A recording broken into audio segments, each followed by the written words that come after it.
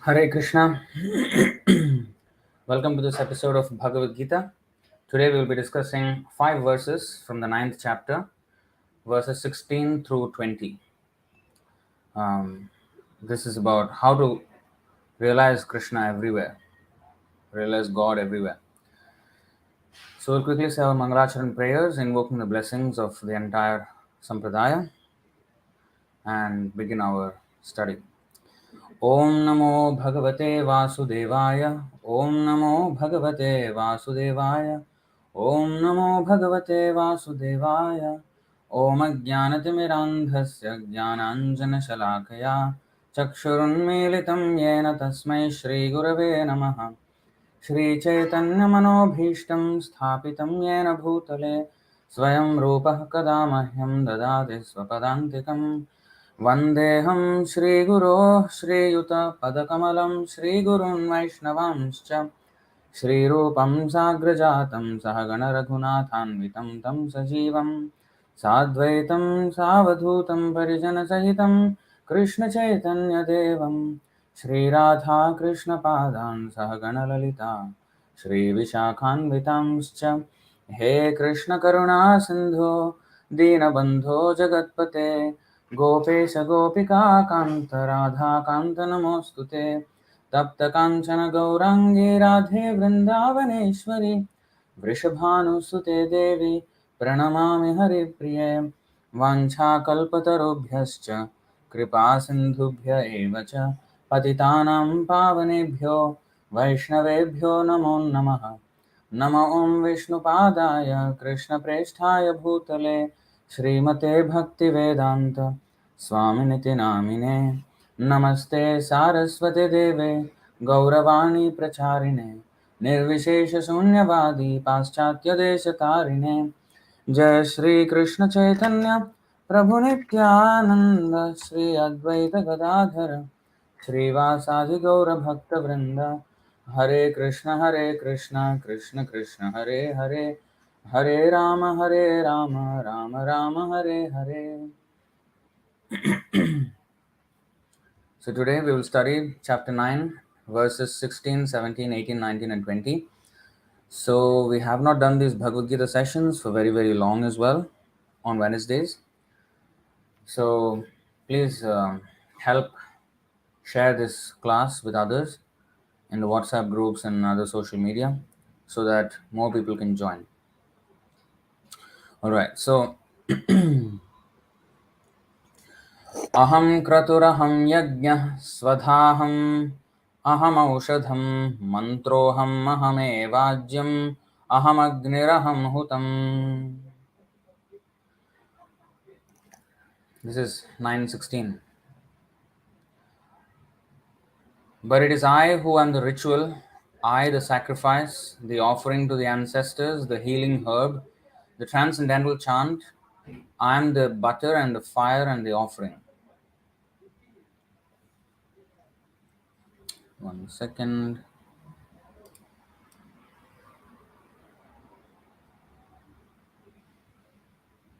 Okay. So, purport. The Vedic sacrifice known as Jyotishtoma is also Krishna, and he is also the Mahayajna mentioned in the Smriti. The oblations offered to the Pitraloka or the sacrifice performed to please the Pitraloka or the Pitras, considered as a kind of drug in the form of clarified butter, is also Krishna. The mantras chanted in this connection are also Krishna, and many other commodities made with milk products for offering in the sacrifices are also Krishna. The fire is also Krishna because fire is one of the 5 material elements and is therefore claimed as the separated energy of Krishna. In other words, the Vedic sacrifices recommended in the Karmakanda division of the Vedas are in total also Krishna. Or in other words, those who are engaged in rendering devotional service unto Krishna are to be understood to have performed all the sacrifices recommended in the Vedas. So, a little quiz for all the viewers here. Can you cite a similar verse, just a chapter and verse number, or if possible, the Sanskrit, whichever, in the comment section that is similar to this verse? please post in the comment section. Okay. Okay, so here the Jyotishtoma sacrifice is actually a karmakanda sacrifice. So here it is said that all these, so he's saying aham. What is that? Aham kratur aham yajnah swadhaham aham aushadham mantroham aham evajyam aham agnir aham hutam. So we have to understand that means in all these things, Krishna is the active principle. For example, what is the meaning of active principle? Active principle means, um, suppose in a vaccine or a medicine, so there is the delivery mechanism and the active principle. That means the active principle is the actual medicine which will cure the thing or which will prevent in the case of a vaccine. Now delivery mechanism means, um, for example, let's take food. Okay? Now we need, in Western way of understanding of nutrition, vitamins and protein, minerals, and all these things. Now, and also amino acids, so many things. Now, in Ayurvedic way of understanding, um, there are, of course, the seven ingredients of the body, which are blood, bone marrow, chyle, semen, seven. I don't know, skin is part of that. So anyway, so all these things, and also in the three dhatus are there, which is kapha, pitta, and vayu, mucus, bile, and air. So now, to keep them in order, there are certain foodstuffs that are required. Suppose we need proteins, right? So, for example, chickpeas, they have proteins. Now, that is the active principle, you can say. I mean, I'm just giving a crude example. I'm not very expert in nutrition or how the biology works, but I'm just giving a crude example here. Now, the protein is what helps build muscle, helps build bone and everything, all the different parts of the tissue basically. So, although that is the ingredient, active principle, there's the delivery mechanism, how that thing will be injected into the body and assimilated in the body, so that it can be actually spread all over the body, and the required tissue needs to be grown. So, how is this done? So, we have this whole digestive system, and even this digestive system, for example, if I eat chickpeas, just gulp them down, they're not going to be broken down in the stomach. For the stomach to act on every single particle of the food has to be masticated very nicely. Masticated means chewed, and it should become like a paste, so that every single part of the food is accessible to the acids in the stomach, the bile in the stomach. Now, I'll give you an example. When you're cooking, when if you suppose you are doing a pakora, okay, and the oil is super hot, and then you have done this mixture and then put in the oil, quickly it becomes brown. And if you take it out, what happens is it looks all cooked, but inside it's not cooked, because of the intense heat. The outside of the pakora or the vada also similarly, so it becomes similarly cooked, but inside it's not cooked. That means the fire hasn't accessed the inner portion of the pakoda. So that's the exact same way it works inside. Now, if we eat the chickpea raw like that, just gulp it down, what happens is the acids in the stomach access the outside layer of the chickpeas, but the inside is still inaccessible. Sorry, and that is even either let out through the excretion or excreta, or that is let out either as excreta or indigestion ensues. There can be indigestion. So, for it to properly assimilate, the delivery mechanism has to be there. So, first in the mouth itself, thorough chewing should be done, and everything should be like a paste. and then gulp it down. And then inside the stomach, then it will act. And even before chewing it, it should be cooked, because our digestive system is not as strong to break everything down. For example, a lion or a tiger or a wolf, they are called vrikodara. Vrikodara means voracious eater. That actually it does not mean voracious eater by literal definition. It is implied definition. Vrikodara means it's not meaning voracious eater. The literal meaning of vrikodara means vrika udaraha. Vrika means a wolf, sometimes also referred to a tiger. Udara means the belly, wolf belly. That is the literal meaning of vrikodara. Bhima is called vrikodara, wolf belly. Why? Wolf or tiger or lion, these animals, carnivores, they have such powerful digestive juices in their uh, stomach. They have to digest, just imagine, they have to digest raw meat. Raw meat. Now, if we eat something like raw, even vegetables, sometimes we get indigestion, right? We can't eat like potato, we can't eat raw. Some we can eat, some we can't. So it requires the digestive system has to work really hard, and our human body is not meant for that. That's why there is cooking first, so it softens up a bit, becomes more accessible, and then the chewing in the mouth, and finally the acids in the stomach. But vrikodara means the digestive juices are so strong that raw meat they can digest. So wolf, in the winter, wolves are usually in the cold areas. In the winter, they have to, you know, digest meat in that cold temperature. So inside has to be really hot. And so that's why I am the fire of digestion. Krishna says in the Aham Vaishvanaro Bhutva. So I am the fire of digestion. Krishna says. So in the fire has to be super strong in these animals. So one who is has a great appetite, he's called Vrikodara, voracious eater, compared compared to the wolf. So he's compared to the wolf. So in that way. So anyway, coming back to the point, the delivery mechanism and the active principle. Now in the medicine, the active principle is some element, but how is it given? First of all, through the mouth. That is one way. Another way is to directly into the veins, or sometimes they do by from the anus. So like for small children, like infants, they usually administer the medicine through the anus. So the delivery, which from which way it is going in to the system, and how is it administered, and if it is from the mouth, then how that active principle which is there in the medicine will be absorbed by the body and actually do the thing that it needs to do to solve the problem or cure the disease or whatever.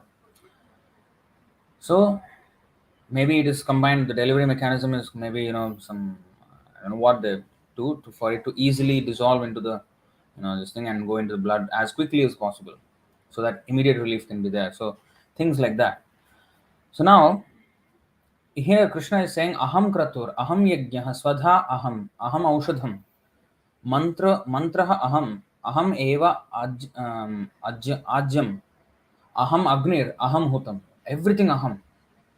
So now Krishna is the active principle, but there are all these ingredients of worship that are used even as karma kanda stuff, karma kanda sacrifices and all this. Krishna says, I am these things.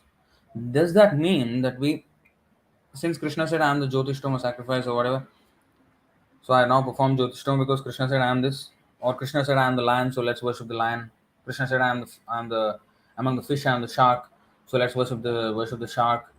No, that's not the point here. So the active principle is Krishna in everything. So in other words, nothing can work without Krishna. Like for example, aham aushadham, I am the healing herb. That's why in Ayurveda, whenever we take medicine, the understanding is that the medicine itself may not cure. Aushadham chintayet Vishnu. So that means when we're taking the medicine, we have to think of Vishnu, thinking that, oh Vishnu, if you will so, this medicine will act and it will cure my disease, if you will. So everywhere there is this understanding or this fact that is conveyed every single activity of Vedic culture, whether it is taking medicine or taking water, taking food. We always have to acknowledge the presence of the Lord in every single one of our activities. Aham aushadham, I am the healing herb. That is one thing that, in any medicine, the active principle is actually Krishna. It's because of Krishna's will that the medicine works. That we have to acknowledge. We cannot think that the medicine itself, will work. Now, some people may say, okay, aushadham chintayat Vishnu, that one has to remember Vishnu when he is taking medicine. But what if he doesn't remember and he gets cured? That also can happen, because many people got cured after taking medicine without thinking of Vishnu. So, thinking of Vishnu is immaterial. It's the medicine that works, whether you think of Vishnu or not. This is how they try to frame their logic. Now, the folly with that is, even yes, you see, even whether we think of Vishnu or we don't think of Vishnu, the medicine may act or it may not act as per Krishna's will. Because even the best doctor, the best equipment, the best medicine cannot save a, a dying man. If Krishna wants him to die, then nobody can save his life. If Krishna wants him to live, nobody can kill him. Mare Krishna rakhe Krishna mare ke. And Prahlad Maharaj also said this, right? In Srimad Bhagavatam 7, 9, I think 17 if I'm not wrong. No, 19, sorry. बालस्य नेह शरणं पितरौ Narasimha नार्तस्य चागदमुदन्वन्ति मज्जतो नोः तप्तस्य तत्प्रतिविधिर्य इहाञ्जश्रेष्ठस्तावद्विभो तनुभृतां त्वदुपेक्षितानाम्. My Lord Narsimadev, O Supreme, because of a bodily conception of life, embodied souls, neglected and not cared for by you, cannot do anything for their betterment. Whatever remedies they accept, although perhaps temporarily beneficial, are certainly impermanent. Whatever remedies they accept, certainly impermanent. For example, a father and mother cannot protect their child. A physician and medicine cannot relieve a suffering patient. And a boat on the ocean cannot protect a drowning man. There are two meanings to this. Despite all protection by the father and mother, a child may die. Despite all efforts by the physician and the best medicine and everything, a patient may die and he may still be in pain. And despite being a boat in the ocean, a man can drown. But another meaning is that even if father and mother protect the child all along, one day the child has to die. That they cannot stop. A physician and medicine cannot relieve a suffering patient. You may say, it relieved me. Yeah, but how long? One day we have to die. At that time, it will not work. Right? And a boat in the ocean cannot protect a drowning man. Now, a boat may actually protect a drowning man and pick him up, but that is not going to guarantee eternal life. So that's why it is said, although temporarily beneficial, are certainly impermanent. So, in other words, unless the Lord wills, none of these may work. And even if they work, they are not the real saviors. The parents, the medicine, the doctor, the boat, these are not the real saviors. The real savior is Narasimha or Krishna. Right? Who can actually protect? The suffering patient, the child, and the drowning man. Who can actually protect?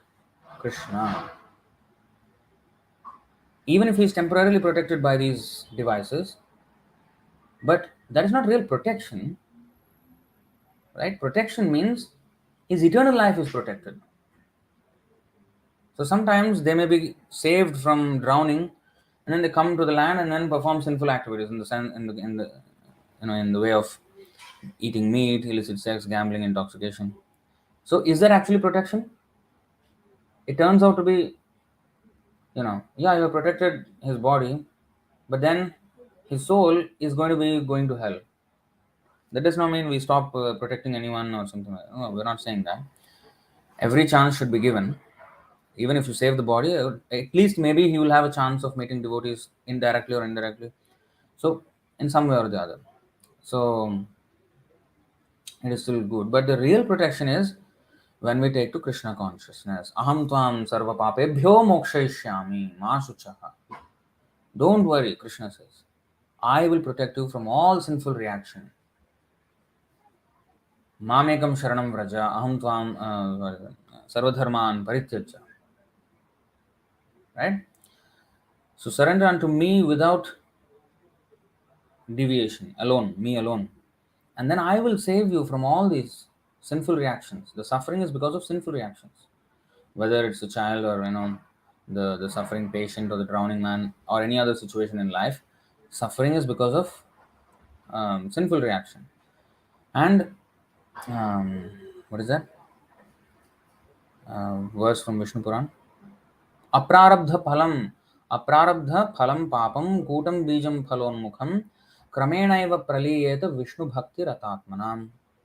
So one who takes to Krishna consciousness, service to Krishna, all the reactions to his sinful deeds, whether in the form of seed or sapling or a plant or a tree or flowering tree or a fruiting tree, or when the fruit is actually ripe. So, whether the sin is in any of these stages, when it is ripened fruit, that's when we actually taste or experience the reaction for such sinful deed. So, in any stage, if it is there, everything will be praliyeta. Pralaya means destroyed, destruction. Pralaya. Praliyeta means it will be destroyed, uprooted. So, that is Vishnu Bhakti Ratatmanam. For the person who is constantly engaged in Vishnu Bhakti, Rata. There has to be Rati, there has to be attraction. So he who is enthusiastically attracted and engaged in Krishna consciousness service, yes, all the sinful reactions depart, are destroyed. Right? So that is real protection. So aham aushadham means he is the actual medicine. Is it not true? Yes, it is true. Because the real disease is bhavarog, the disease of birth and death, repeated birth and death in this material world. That is the real disease. Every other disease that is there is an offshoot, is only a symptom of the real disease. Now, when we have, if a person gets a cancer or a heart attack or diabetes or all, these are diseases, yes. But these are only additional symptoms of the real disease. Our material body itself is an infection. When you see a sore on the body, you know, it's an infection, right? Just by looking at the sore, by the existence of the sore, you know that the sore is an infection. Now, similarly, when we look in the mirror, we think we're beautiful, hairstyle and this and that. We're looking at a disease. When we're looking in the mirror, we're looking at a disease. It's a sore on the pure soul. The pure soul as the pure body, our body, real body is Sachidananda Vigraha. We now have a body which is Asat, Achit and Nirananda, not eternal, not full of knowledge, full of ignorance, and full of misery. So it's a disease. It's a symptom of this, and it's not just the body is a disease. We at a mental level, I mean a subtle level, the disease is even stronger because this body is going to be finished after this so-called life, this term. But the mind, intelligence, and false ego, this subtle body is roaming with us in life after life, and it's carrying the impressions of previous lives and those thoughts, those ideas, those memories. It is carrying in a dormant way, and then it is carrying us life after life after life after life. This is the disease, the real disease, bhavarog. So aham aushadham, I am the healing herb. How can we be healed from this suffering, complete suffering, and once and for all? By taking to Krishna consciousness, and therefore he is the healing herb. That is one meaning. Another meaning is every herb, the actual, I mean, physical herbs, which cure our material diseases of the body, they also work because Krishna is the active principle in that. Krishna invests those power in those herbs to cure certain diseases. If Krishna did not invest that power in those, vegetables or fruits or whatever, herbs, they will not work. They just won't work.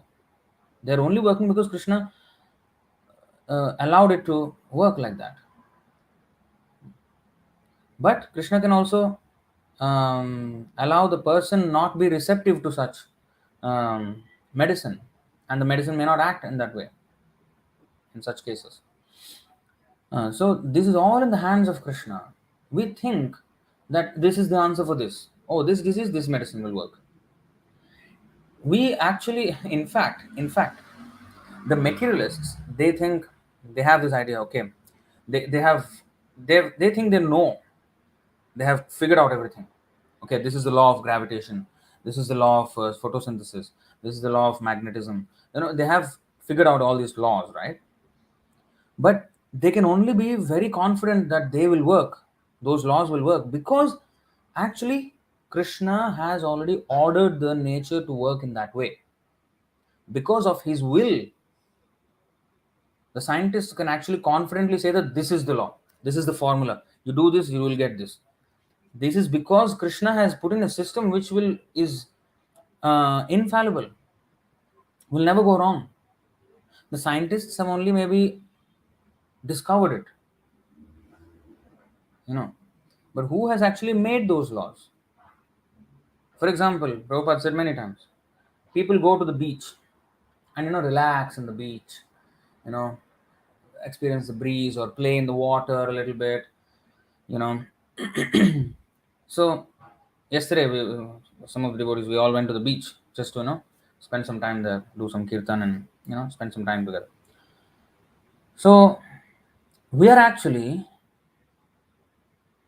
at the border of unlimited danger, right? Why? Because the water is so vast, we can't even imagine the extent of the water, the depth of the water of the ocean, and how far it is. We can't even imagine with our minds and our brains. So we are at the cusp, we're just at the feet away, or even sometimes even like playing in the water.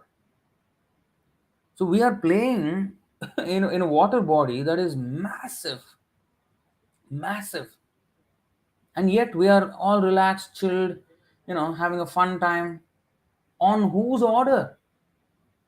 Under whose direction is the ocean not crossing its limits and engulfing us, or inundating us, taking us away? On whose order?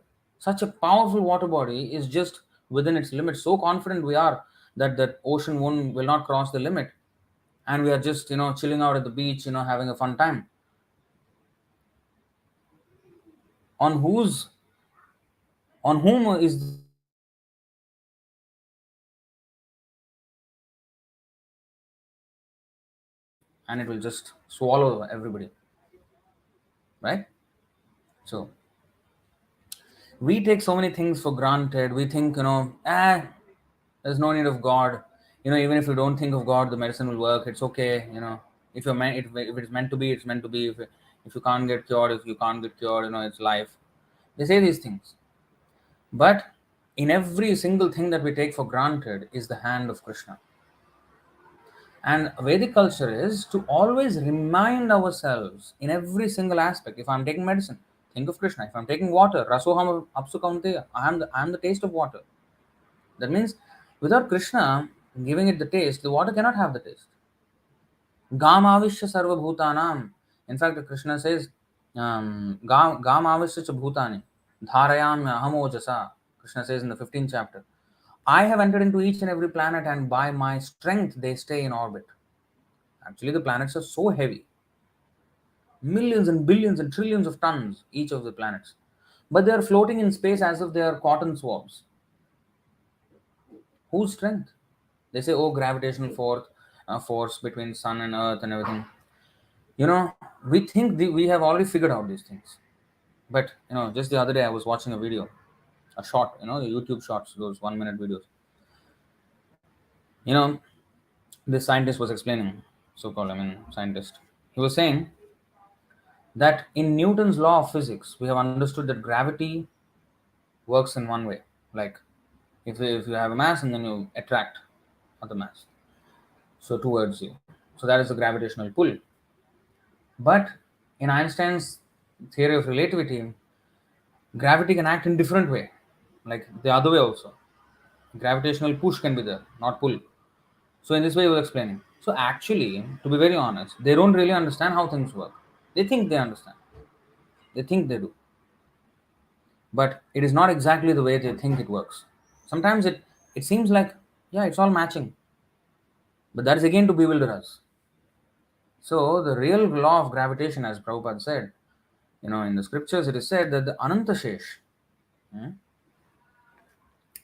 on his hoods, as a snake, is holding the universes. And he does not even feel that the universes are existing. It's so weightless for him. So powerful. Each planet is so heavy. And multiple universes, millions of them are on his hoods, and he doesn't even it doesn't even bother him. Like we have hair on our heads, and we don't even think that it's a weight, right? So like that, it doesn't even bother him. Doesn't he can't even feel the weight. It is said. So the force Sankarshan. What is this? Adishesh is also Sankarshan. Another name is Sankarshan. Sankarshan means what actually? Akarshan means what? Attraction. Sankarshan means Samyak Akarshan. Samyak means complete. Complete. Complete attraction. That means you attract by charisma. If somebody has you know Aishwarya, who is rich, Sharaishwarya Purna. What is that? Aishwaryasya samagrasya viryasya yashasya shriya jnana vairagyayoschaiva shannam bhaga itingana. This is from the Vishnu Puran. Now, what is the meaning? If somebody has the Bhagavan, the definition of Bhagavan, why he is called Krishna, all attractive. Akarshan and Krishna, they're all related. Akarshan means attraction, Krishna means the all attractive. What is the meaning of all attractive? That means he attracts everyone, all. He is attractive in every single way. Some people are attractive in one way or a few ways. For example, if somebody may have a lot of money and therefore he attracts a lot of attention, right? But he may not be as beautiful. He may not be, say, strong. He may not be famous, but he's rich, right? So, but Krishna, and even his richness is, he just owns maybe a million or a billion or a few $1 billion, maybe even $1 trillion. But he cannot say that I own everything. He can't say that. Krishna says, Bhoktaram yajna tapasam sarvaloka maheshwaram. Sarvaloka maheshwaram means every single planet and every single universe, material and spiritual, is mine.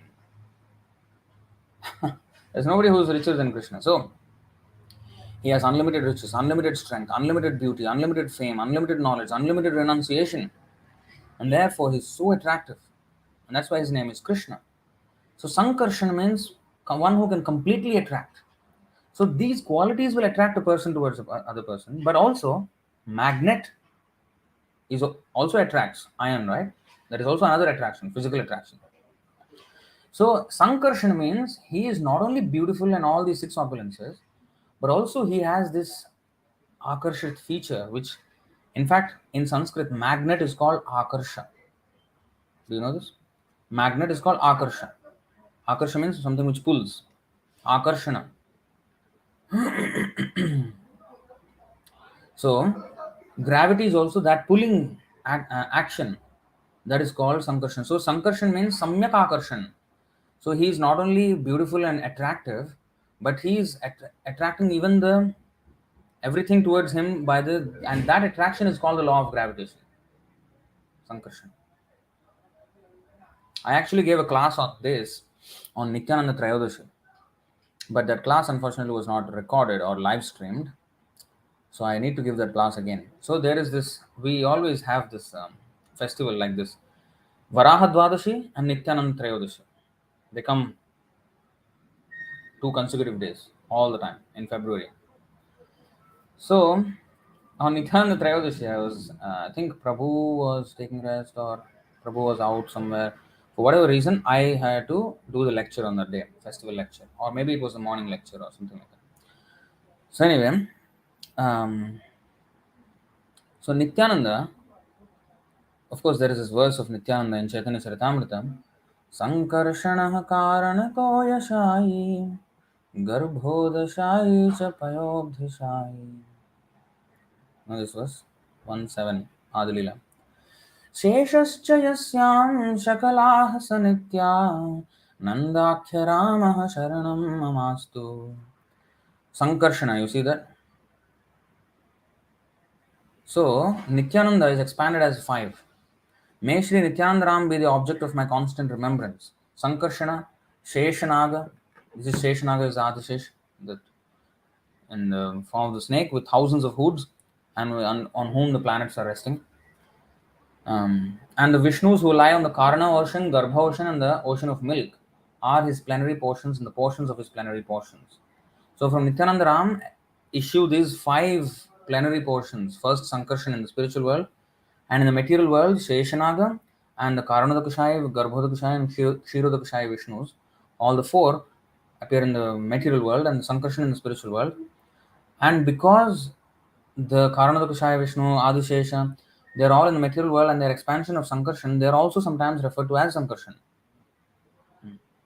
So Nityananda is the original Sankarshan. Okay? Balaram. Balaram Hoilo Nitai. Now this Sankarshan is the one who is pulling all the planets to him.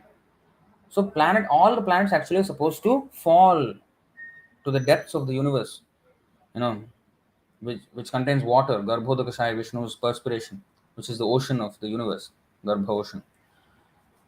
So the plants must fall actually. But because Gamavashya Bhutani Dharayam Yahamojasa, Dharayam means I am holding these planets in the air.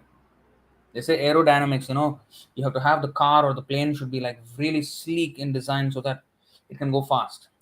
But the planets don't have like a round ball like that. How is it going? Where is the aerodynamics? No, it's not because of the aerodynamics. The Lord desires so. And he enters these planets, and by his power, they are moving in orbit as if they are cotton. Another example, the clouds. Look at the clouds. Tons and tons and tons, millions of tons of water. If you have to transport it from the ocean all the way to a place where it has to to pour down on the land, how much machinery? You have to have millions of planes, tanker planes. You have to manufacture something like that. Huge planes, massive, millions of them, and then put a pipe in the ocean and then suck them and then somehow carry, and then so salt has to go out from desalinate them and then go all the way to somewhere and then pour that water there. All that is effortlessly happening. And what is the carrier? What is the tanker? The cloud itself, the air. In the air, the tons of water are just floating like a cotton. From there itself, you can understand. And when it rains, oh, tons of it. For hours it is raining, heavy rain. How much water has to be? Just for one minute, if it falls over an entire city, it's already many tons of water, And it rains for many minutes or many hours, sometimes even days continuously. It keeps on raining. How much water has fallen on the ground? How many tons of water are floating in the air? And we don't even, think about this. So effortlessly, Krishna is doing these things. We take these for granted. Oh, we'd explain as if we know everything. Yeah, evaporation, condensation, transportation, and precipitation, and absorption, whatever. We think we know everything. Oh, geography lesson. How does rainfall, sea breeze, land breeze, this and that wind and that. Oh, who's doing all these things? Huh? Who's doing all these things? We say as if it's all natural processes. We have figured it out everything. Yeah. You do the same thing. How much effort it needs? So, but we take this for granted and we don't remember Krishna. We take everything from him. He's actually showing great prowess. Like When Krishna came, he lifted the Govardhan hill. There is nothing for him. Without even a finger, he's lifting the planets. Without even a finger, he's lifting those clouds. Just by his will, just by his material elements. Air is just carrying. Air is one of the material elements, like bhumir apo anala kham mano, what is it? Bhumir apo vayu, right? Bhumir apo nalo vayu kham mano buddhire vacha ahankaram itiyam mein bhinna prakriti nashtatha. 7th chapter 4th verse. So out of them, out of these 8 material ingredients, air is just one of them, and the air is just carrying no finger of Krishna. And those clouds are way heavier than the Govardhan hill. And on a daily basis, these clouds are moving here and there all over the world. And this is just one planet, and the millions of planets. There are clouds everywhere. And come on, just try to understand. Govardhan Giridhari, he lifted the Giri. I mean, this thing, mountain, Govardhan hill, to protect the devotees and to visibly show us his power. Left hand, little finger, it's nothing for me. But actually, Krishna doesn't need to show that he's so strong that just by little finger he has to tease Indra. He knows how to tease her very well. Instead of holding like this, you are nothing for me. Just a little finger like this I can do. Okay, you are nothing for me. He is telling Indra like that. So actually, he doesn't even need to do that. He can just will, and the thing will float. The Govardhan can float without his finger. The clouds are floating, the planets are floating. Govardhan hill is just one hill on the earth, right? But the whole earth itself is floating. So it is the Lord who is pulling by the gravitational force, and it is the Lord who is keeping these planets floating as if they are cotton swabs, as if unaffected by the gravity of Sankarshan. So that is the real explanation of gravitational force. What the so-called understanding of gravitation by Newton's laws or Einstein's theory of relativity, these are all pseudosciences, or just a very, very narrow observation of Krishna's actual potency, how they are working. Okay, this is the real broad understanding. So now, Sankarshan, so Nityananda Trayodasi, and the day before is Varaha Dvadashi.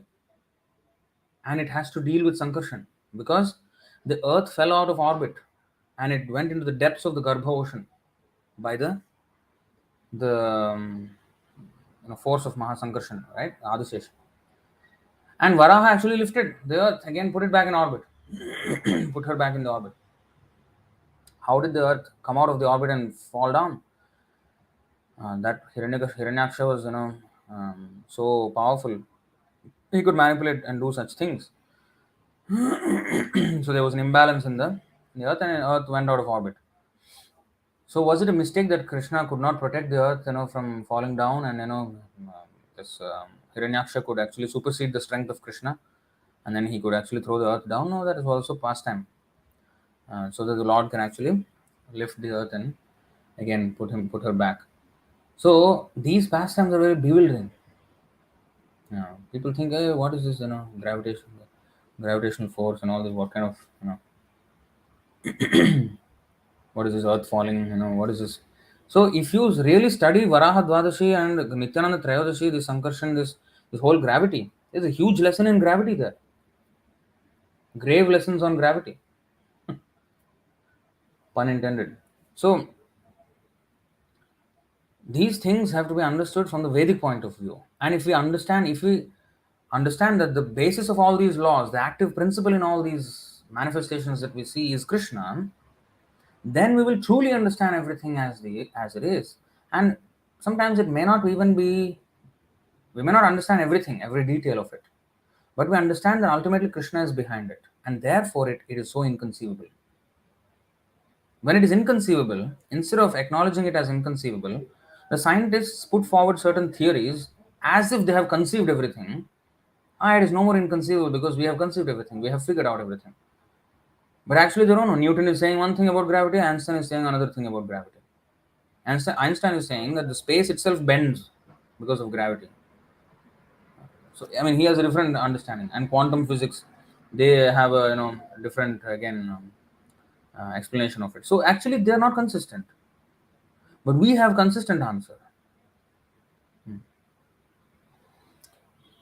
But we may not know every detail of it. But we know that the Lord is beyond it. And even if we cannot explain, it doesn't matter.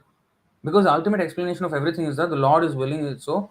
And then by his Achinta Guna Swarupam, he is the ocean of inconceivable qualities. And by his inconceivable energies, everything is working. So let us worship the inconceivable Lord who has these inconceivable potencies. So let us focus on that worshipping that person who is actually doing all these things instead of trying to make a show of figuring it out. And showing the world as if everything is under their control. No. So, yeah, we have seemingly digressed from the topic, but not exactly. So anyway, I am the healing herb. I am the ritual. Now, I am the healing herb. There is one thing.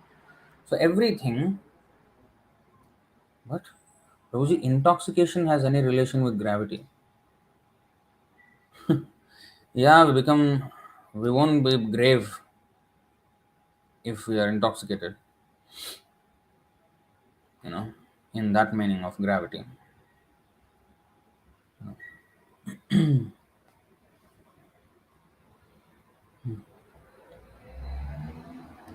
So anyway, coming back to the point that I am the healing herb. So he is the active principle. So each of these statements are so powerful actually. We just sometimes just skim over these statements. Oh, I am the healing herb, I am the this one, I am the that one, okay, Krishna is everything. Okay, okay. Yeah. So we have to actually apply our brain to contemplate. This is called um, tat shrinvan supathan vicharana paro bhaktya vimuchyen naraha. In the Bhagavatam 12, 13, 18, there is this verse that one has to. Let's read the verse.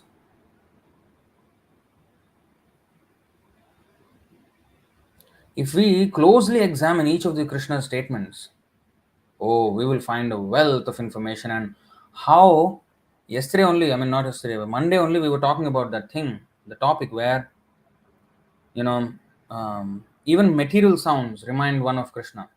In that Bhaktivinoda Thakur's article, right? Bhaktisiddhanta Saraswati Thakur is saying that for the devotee, all sound reminds him of Krishna or displays Krishna, material and transcendental. For the non-devotee, even transcendental sound as well as material sound display the bewildering aspect, and they don't come to the right conclusion, even by accessing the same sounds. But the same sounds, whether transcendental or material, show Krishna to the devotee. And this is how it is done. This is how it is done. Tat shrinvan supathan vicharana paro bhaktya.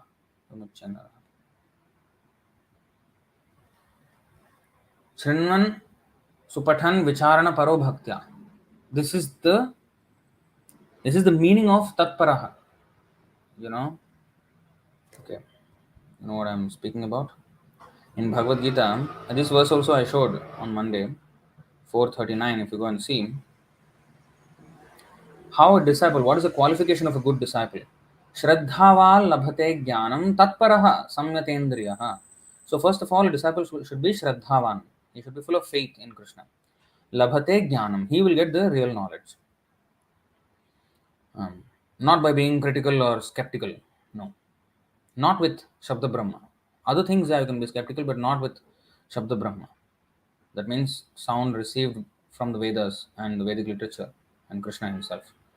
So he has to have full faith in that. Shraddhavan labhate jnanam tatparaha. Tatparaha means very much attached to it. Attached to what? This jnanam. Yes, we're very much attached to this jnanam. And what is the meaning of very much attached to the jnanam? Tatparaha. And of course, after that, samyata indriyaha. Controlled senses. Samyata indriyaha. Jnanam labdhva param shantim achirenadhigacchati. So, tatparaha, very much attached to it means this. Tat shrinvan supathan vicharana paro bhaktya. That means he has to hear regularly with great attention, with great enthusiasm. One has to hear the topics of Krishna. And that's not the end. Grantaraj Srimad Bhagavatam ki jai. Jai Prabhuji, jai, jai, jai. Thank you. Prasad, Mahaprasad Govinde. That's it. Forgotten. Everything in the class is forgotten. No. Shrinvan supathan. Pathan means to study and to repeat. And supathan means very nicely doing it. Very nicely, comprehensively studying and repeating and memorizing these things. So Shrinvan, Supathan, and Vicharana. Vicharana means to think, to contemplate deeply about this subject. Like now you see Aham Aushadham. I'm just talking about Aham Aushadham only. All this explanation is just Aham Aushadham. So if you see like that deeply, everything is connected to Krishna in a very, very tangible way. We will tangibly experience the presence of Krishna if we deeply contemplate each of these verses nicely. You know, the example again, I'll come back to the eating.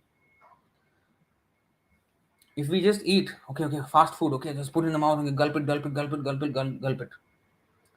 What happens? What happens? I am not masticating it. I'm not masticating the food. Masticating means chewing, making it into a pulp. Okay, I'm not doing that. I'm just swallowing it, not masticating enough. So the food, every part of the food is not accessible to the stomach acids, the bile inside the stomach, and therefore some of it is only digested properly, some of it is undigested and left in excreta. So we are not absorbing the full nutrients of the food if we are not eating it, cooking it in the right way, right? And also it depends on the time of the day also. If the sun is at the midday, that time this digestive juices are the strongest. So anyway, so all these factors come into play. So if I don't do it, then I'm not digesting the entire food stuff, and therefore I'm not getting the full nutrients of it, and much of it is just going as excreta or indigestion. It actually creates problems, or it is just coming out as excreta without we taking full advantage of what we have eaten. So eating, there is a right process so that our body absorbs as much nutrients as possible. So similarly, when we are Shravanam also, of course Shravanam is through here, but it is like consuming the spiritual food. This is their medicine actually. Bhavaushadha chrotra manobhiramat. Bhavaushadhi. Bhavaushadhi means the medicine for this bhavarog. Is what is that? Nivritta tarshai upagiyamanas bhavaushadha chrotra manobhiramat ka uttama shloka gunanuvadat. Vina, what is that? Um, Vina Pashugnath. What is that? Last line. Okay, 10:14.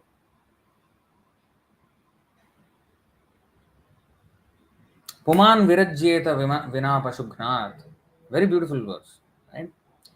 Glorification of the Supreme Personality of Godhead is performed in the Parampara system, and that is, it is conveyed from spiritual master to disciple.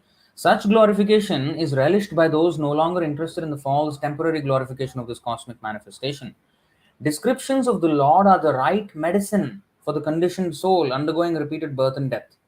Therefore, who will cease hearing such glorification of the Lord except a butcher or one who is killing his own self?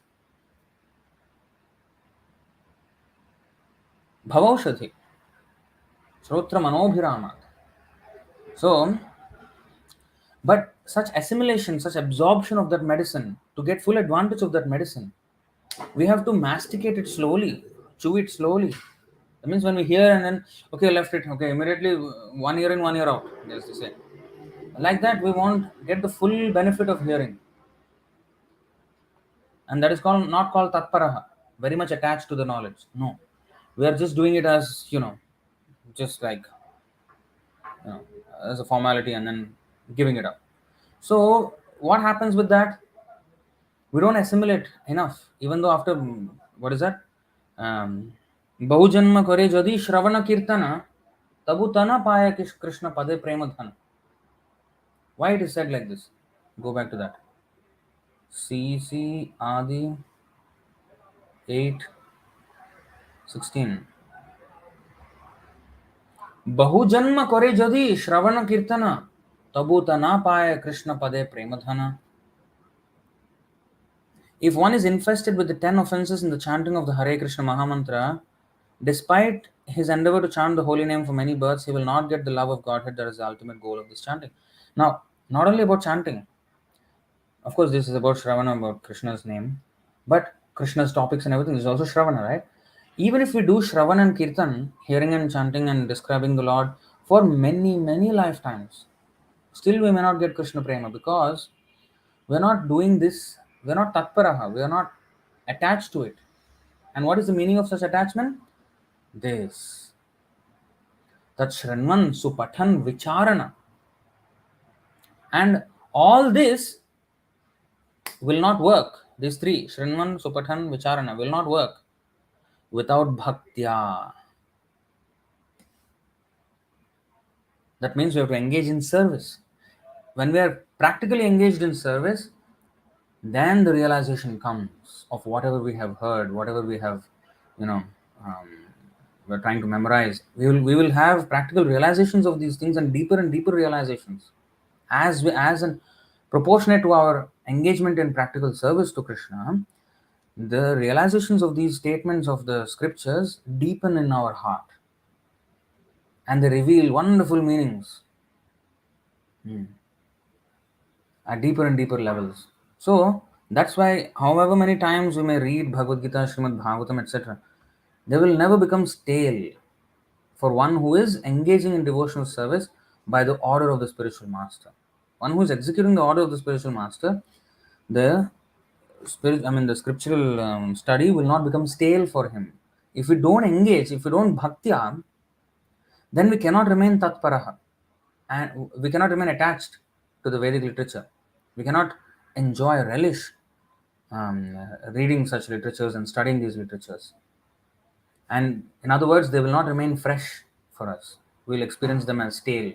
Like we're very enthusiastic to eat fresh food, right? But if it's stale, it's not so tasteful. Gatarasam. Yatayamam gatarasam. Puti paryushitam chaya. So this is gatarasam means the taste. Rasam has gone. Gata. It has left. The taste has left the food stuff. Why? Because it is stale now. Yatayamam. More than 3 hours after being cooked. So similarly, ayatayamani, chandamsi ayatayamani. You know, Sandipani Muni, he says to Krishna and Balaram, Krishna and Sudama, Krishna and Balaram also in another place in the 45th chapter, I think, but in the 80th chapter here, 1080-42, if I'm not wrong. Tushtoham, Sandipani Muni is a spiritual master. He says, I am satisfied. So that when the Guru is satisfied, Tushtoham, Bho Dvijashreshthah, Satyaha Santu Manorathaha, Chandams Yayatayamani Bhavantveha Paratracha. You boys are first class Brahmanas, and I am satisfied with you. So, Guru is satisfied by the service of the Krishna and Sudama. May all your desires be fulfilled. Jai Prasade Pure Sarva Asha. Every morning we sing. All your desires. And what is his desire? The disciple does not have any other desire but to serve Krishna. So, Guru blesses him. All your desires to serve Krishna will be fulfilled. And may the Vedic mantras you have learned never lose their meaning for you. So they will always ayatayamani. They will always remain fresh. They will always remain meaningful to you. They will never become irrelevant to you. Ayatayamani. Ayatayamani, never growing old. In this world and the next. So in the purport you can see cooked food left sitting for 3 hours is called yatayama, indicating that it has lost its taste. And similarly, if a devotee does not remain fixed in Krishna consciousness, the transcendental knowledge that once inspired him on the spiritual path will lose its taste or meaning for him. Thus, Sandipani Muni blesses his disciples that the Vedic mantras which reveal the absolute truth will never lose their meaning for them but will remain ever fresh in their minds. Rukmini says to the Brahmana who brings the message of Krishna, or she asks the Brahmana to actually deliver her message, her love letter to Krishna, and she 10:53, 12:52:20. Okay, you see this verse.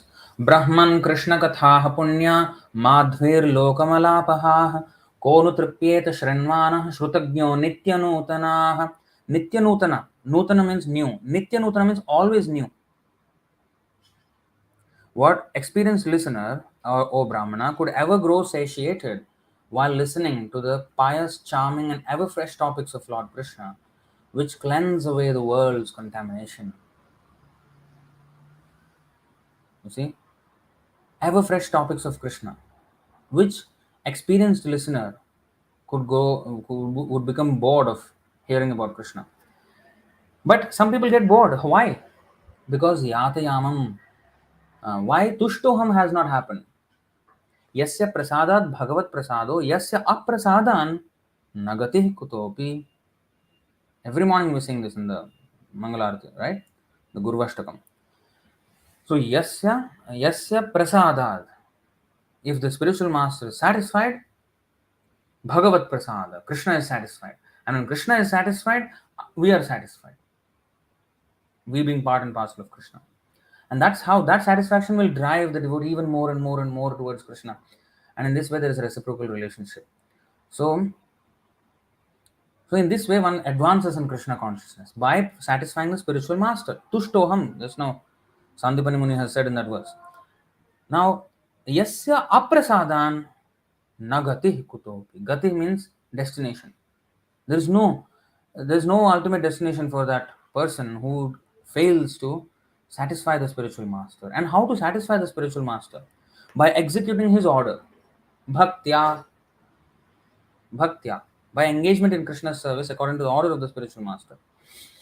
So, we can do Shrinvan, Supathan, Vicharana, and we can be Tatparaha, attached to the Vedic knowledge, only if we engage in Bhaktya or devotional service to the spiritual master. And then, yes, Krishna's name, Krishna's form, Krishna's pastimes, Krishna's instructions, everything will become ever fresh. Nityanutanaha, Navayauvanam, ever youthful. So these words are used, but these can be experienced by a person who does not commit the offenses and always satisfies the spiritual master. So in this way, these things work. Spiritual life works on satisfaction of the spiritual master. So this is Tat Shrinvan Supathan Vicharana Paro. So Aham Aushadham, two words we are Shrinvan Supathan Vicharana, we are contemplating on the subject. I actually said 5 verses today, but now what is the time? Already 8:45. 1 hour plus has passed. Still we're discussing 2 words. I don't know if I will be able to complete today. So you see, so much is there. If we unpack, we can understand so many things. Aham Aushadham. So he is the um, healing herb. Aham Kratuhu. I am the Vedic ritual. I am the Aham Yajnaha. Yajno vai Vishnu. He is this sacrifice. Now, although these sacrifices are karmakanda sacrifices, Krishna says, I am the sacrifice. Because that does not mean, okay, now we can do karmakanda sacrifices, because Krishna said, I am the sacrifice also. No. In its ultimate sense, this is actually meant for Krishna consciousness. It is I who am the ritual. Everyday morning Mangalarti, these are our rituals. Not the ritual means only that, when there is a fire sacrifice, that is only the ritual. No. Ritual means something which is done in a regular way for worship of the Lord. Nowadays they're using the word ritual in a different way. Oh, this is my morning ritual. I do morning these things. Read my affirmations, the stupid affirmations. Oh, I am great. I can do this. I'm beautiful. I'm strong. I'm charming. They say like this. They say these things because they're so depressed that they're actually useless for all practical purposes. They just want to pep themselves up with these stupid affirmations. This is their Mangalartha. Actually, there is no Mangal in that. Mangal means auspicious. All Amangala. Yannamamangalagnam Shrutam Athagaditam Yat Krito Gotra Dharma.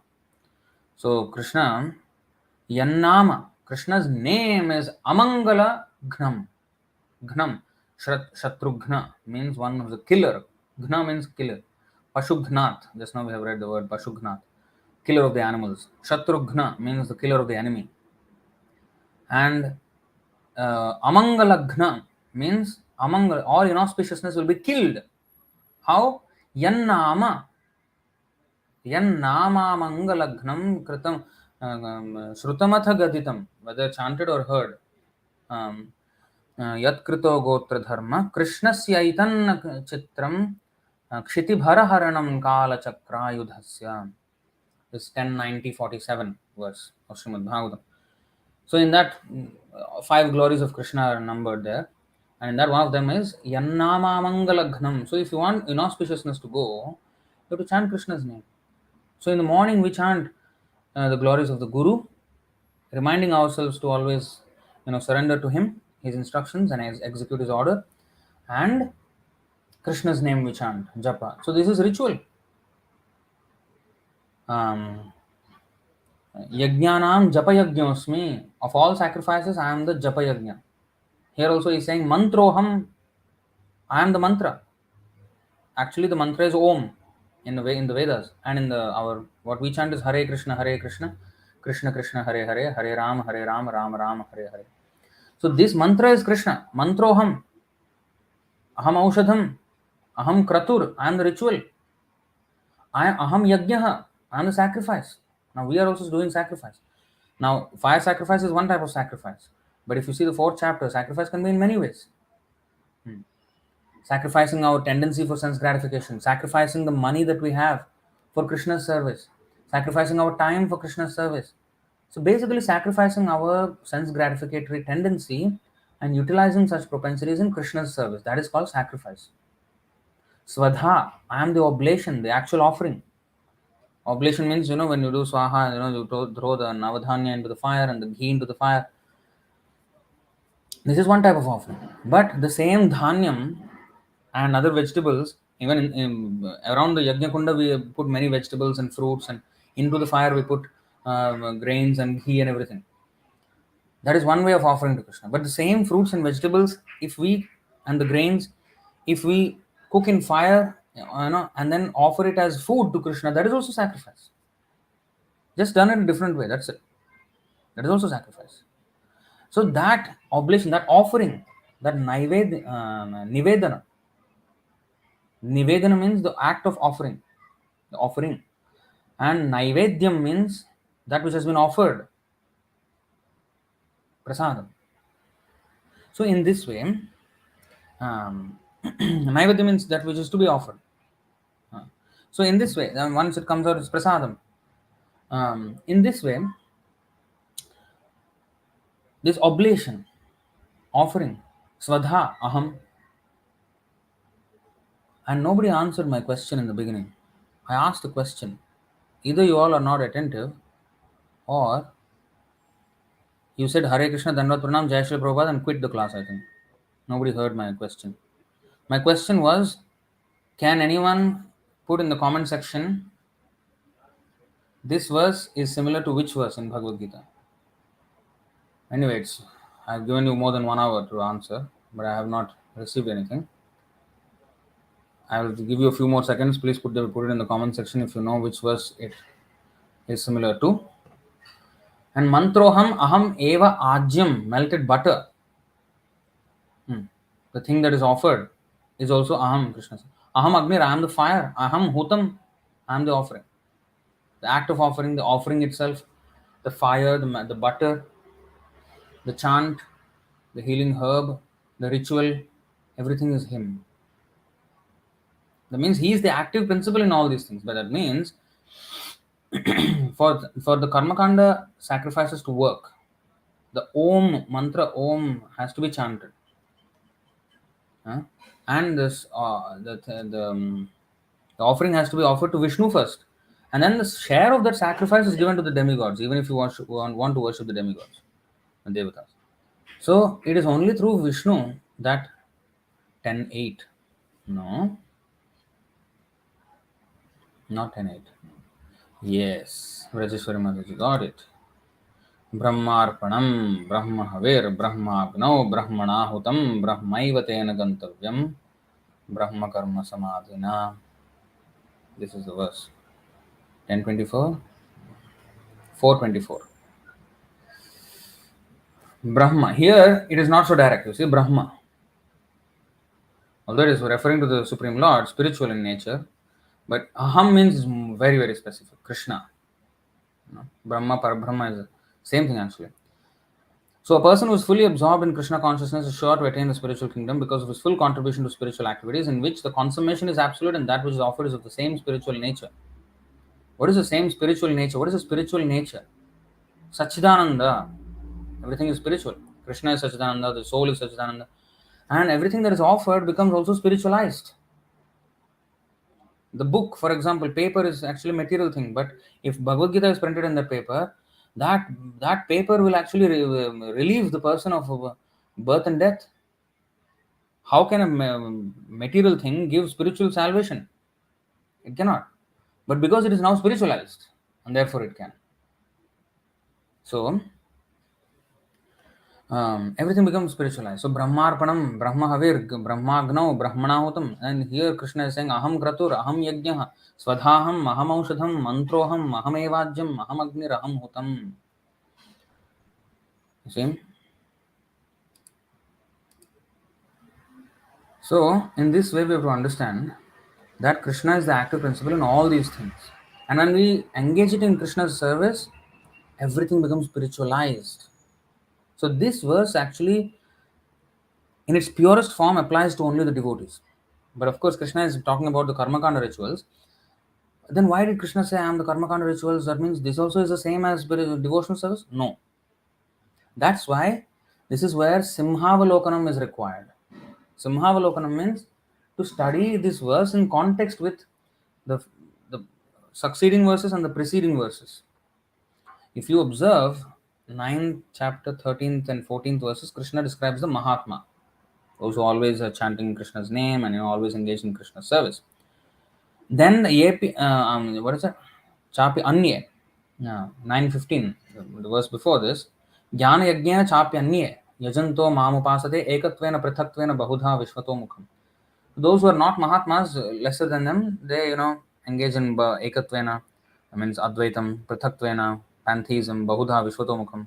Vishwatamukham is pantheism, a universal form, sorry. Bahudha means pantheism, Prithatvena, in duality. So in this way, they are they are also trying to get spiritual understanding or advancement, but they are doing in a lesser way, not a very high grade method. So whichever way one actually does, then these verses are continuation of that. So all these Vedic sacrifices are actually meant to elevate the person to ultimately, after many many lifetimes, Bahunam Janmanam Ante Jnanavan Mam Prapadite, to get the person to actually surrender to Krishna. Finally, these Karmakand rituals are also there. They don't directly induce devotional service, but a person becomes a little more pious and a little more pious, and the more he situates himself in the mode of goodness like that, the more he associates with Brahmanas and possibly Vaishnavas eventually. And that Vaishnava Sangha is what will save him. Sadhu Sangha. So he has a higher chance of meeting sadhus if situates himself in the mode of goodness. If he is in the mode of passion and ignorance, the very merciful sadhus may come, but even they also won't spend too much time in club or something. Nityananda Prabhu used to go to liquor shop to request them to chant Hare Krishna. So yes, sometimes we meet all kinds of people and then we induce them to chant, but mostly we don't meet them.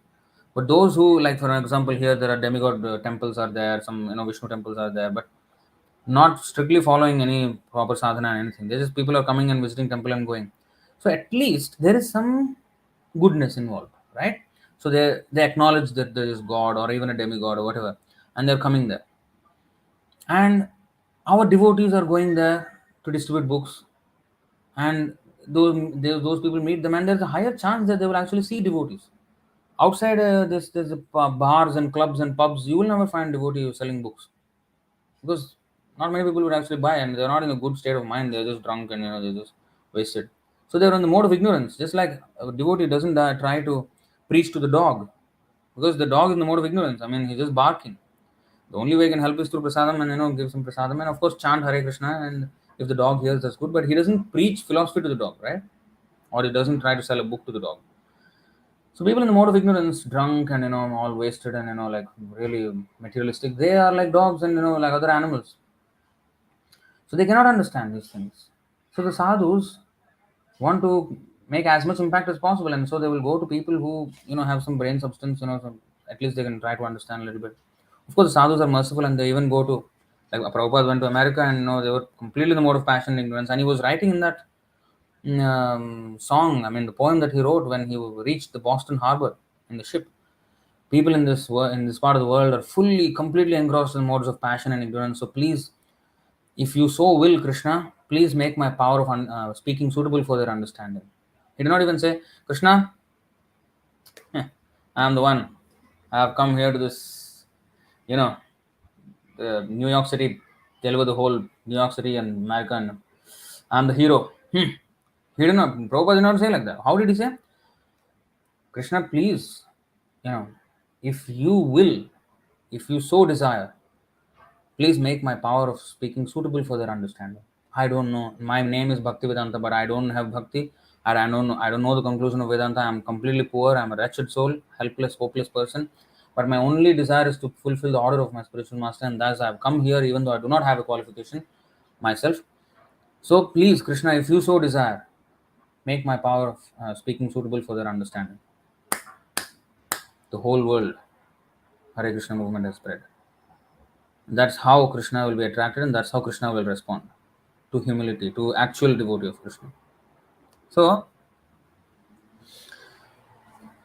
I mean, this has to be understood. So Mahatmas, they understand this thing. So those who are not so, then they will have other means of trying to approach the Lord. And in all these methods, Krishna says, I am the ritual. I am the, of course, not something which is self-concocted system. Something which is within the purview of Vedic systems. Like demigod worship is not a concocted thing. It is in the Vedas. So it is within the Vedic system. So if I concoct my own thing, that's another thing. That doesn't come here. So how to realize, the title of the today's lecture is how to realize Krishna everywhere. Now, to realize Krishna, it is not, oh, Krishna says I'm the taste of water, so okay, next time I drink water, I'll remember Krishna.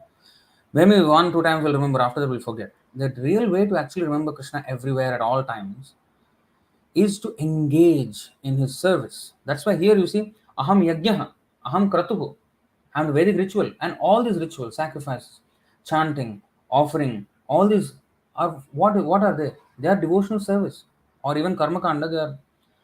But they are offerings to Krishna. In the ultimate sense, they are devotional service.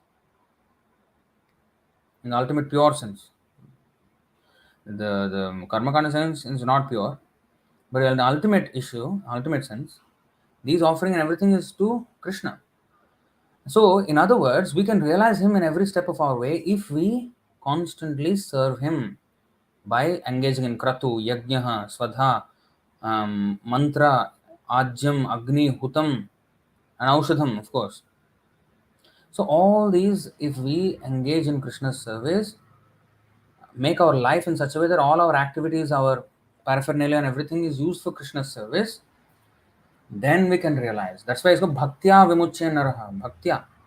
Then we can understand, then we can have even the interest to do shravanam, supathan and vicharana. We will have interest in all these things if we engage in bhaktya. But if we try to do these three things, some shrinman, supathan, vicharana, without bhaktya, it will not work. We will go into speculative realm, and then everything will be bewildering. We'll come to different conclusions. That's why Bhaktivinoda Thakur, that article by Bhaktisiddhanta Saraswati Thakur, that's what he's saying.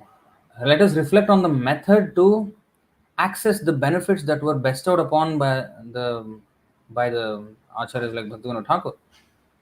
So, how to access?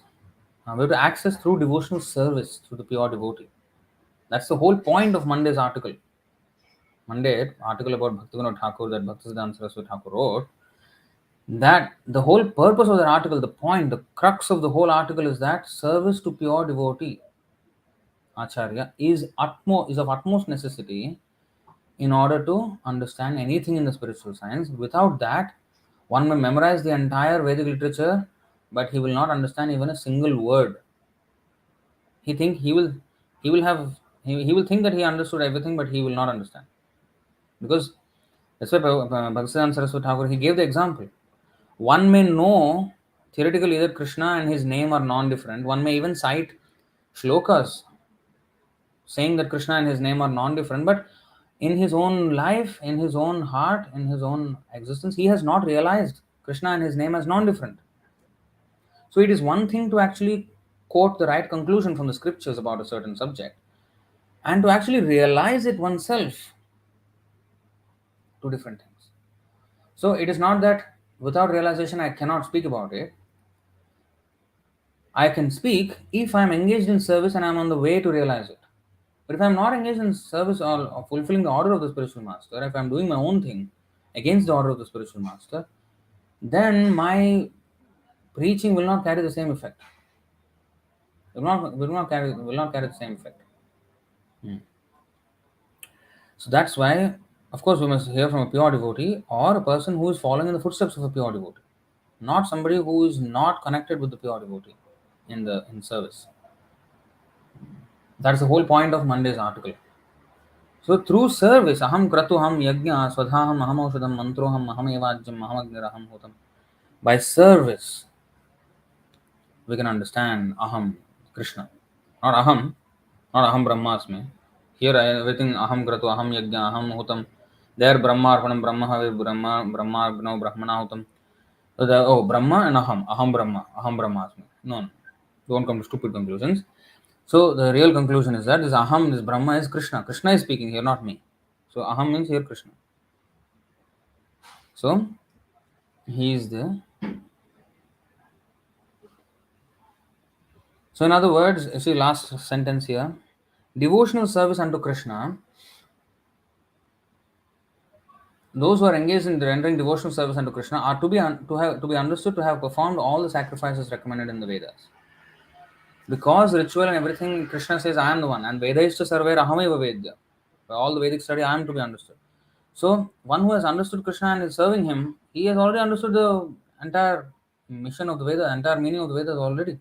Because he's already engaged in the Vedanta, the end of knowledge, which is to actually serve Krishna. He's already engaged in the service. That means he's already crossed everything. That does not mean, oh, I crossed Prabhu, now I don't need to read any books now.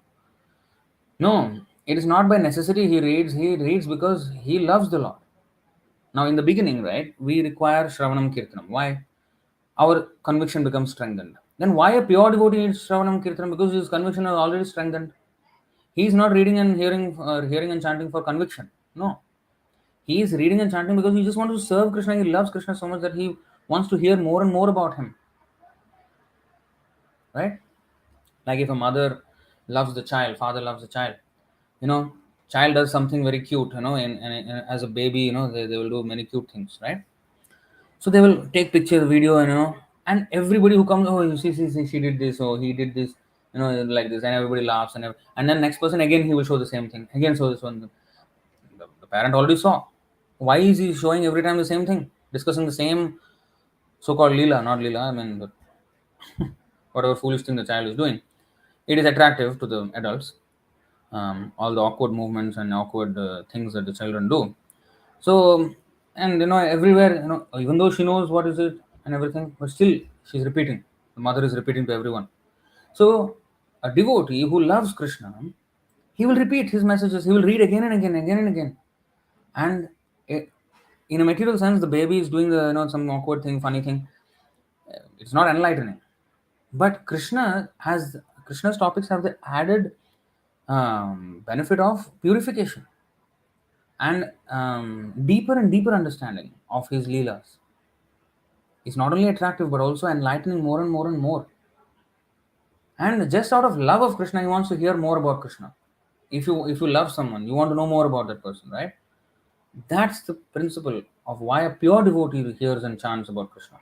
We chant because, oh, Cheto Darpanam Arjanam, our mirror of our mind becomes cleansed by chanting.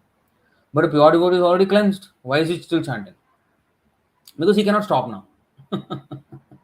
So chanting is the means for purification and chanting is the end of purification. So by chanting we become pure. So when we become pure, what we do? Chanting.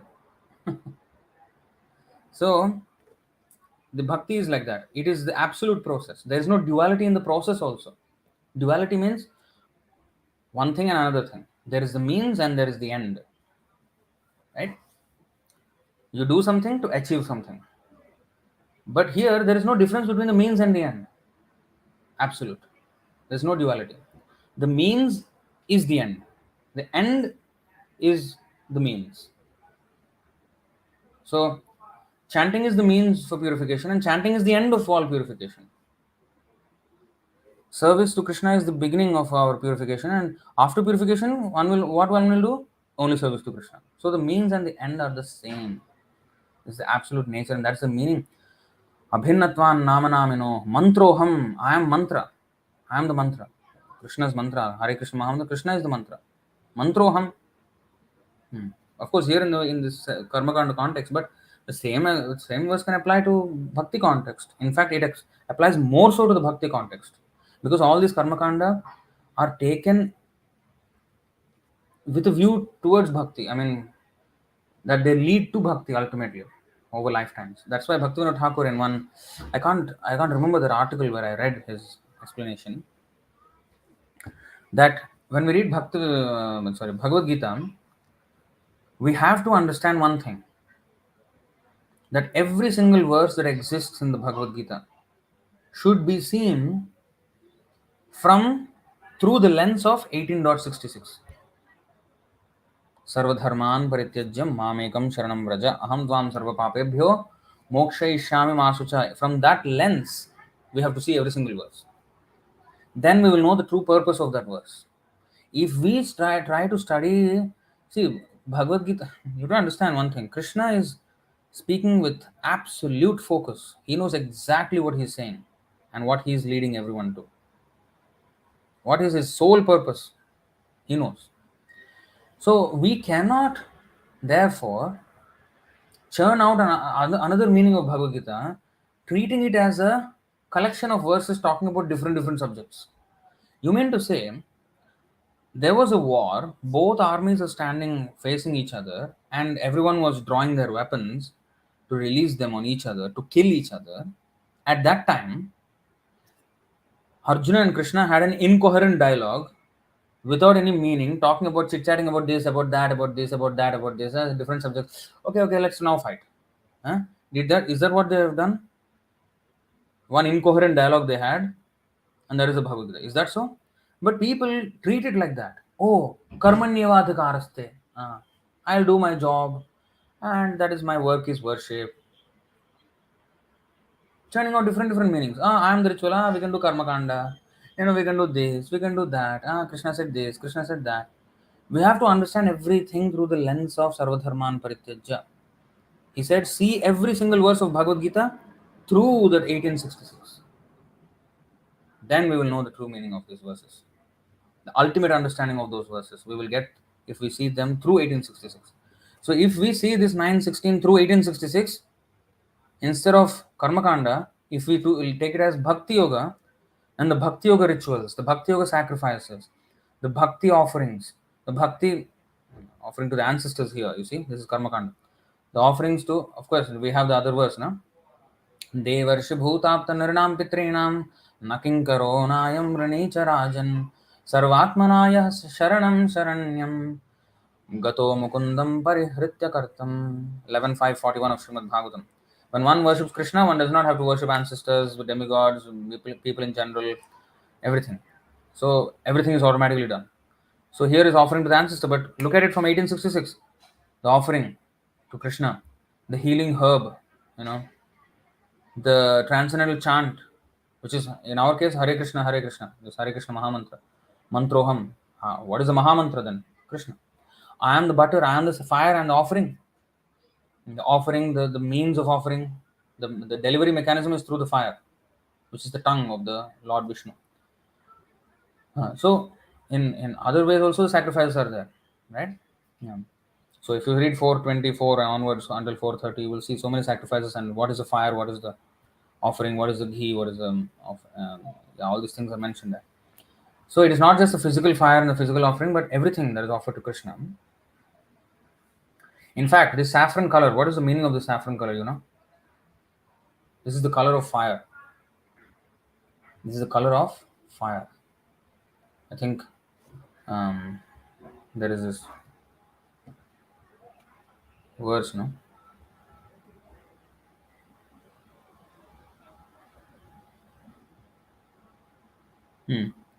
Agni Parichadan. It says fire garments.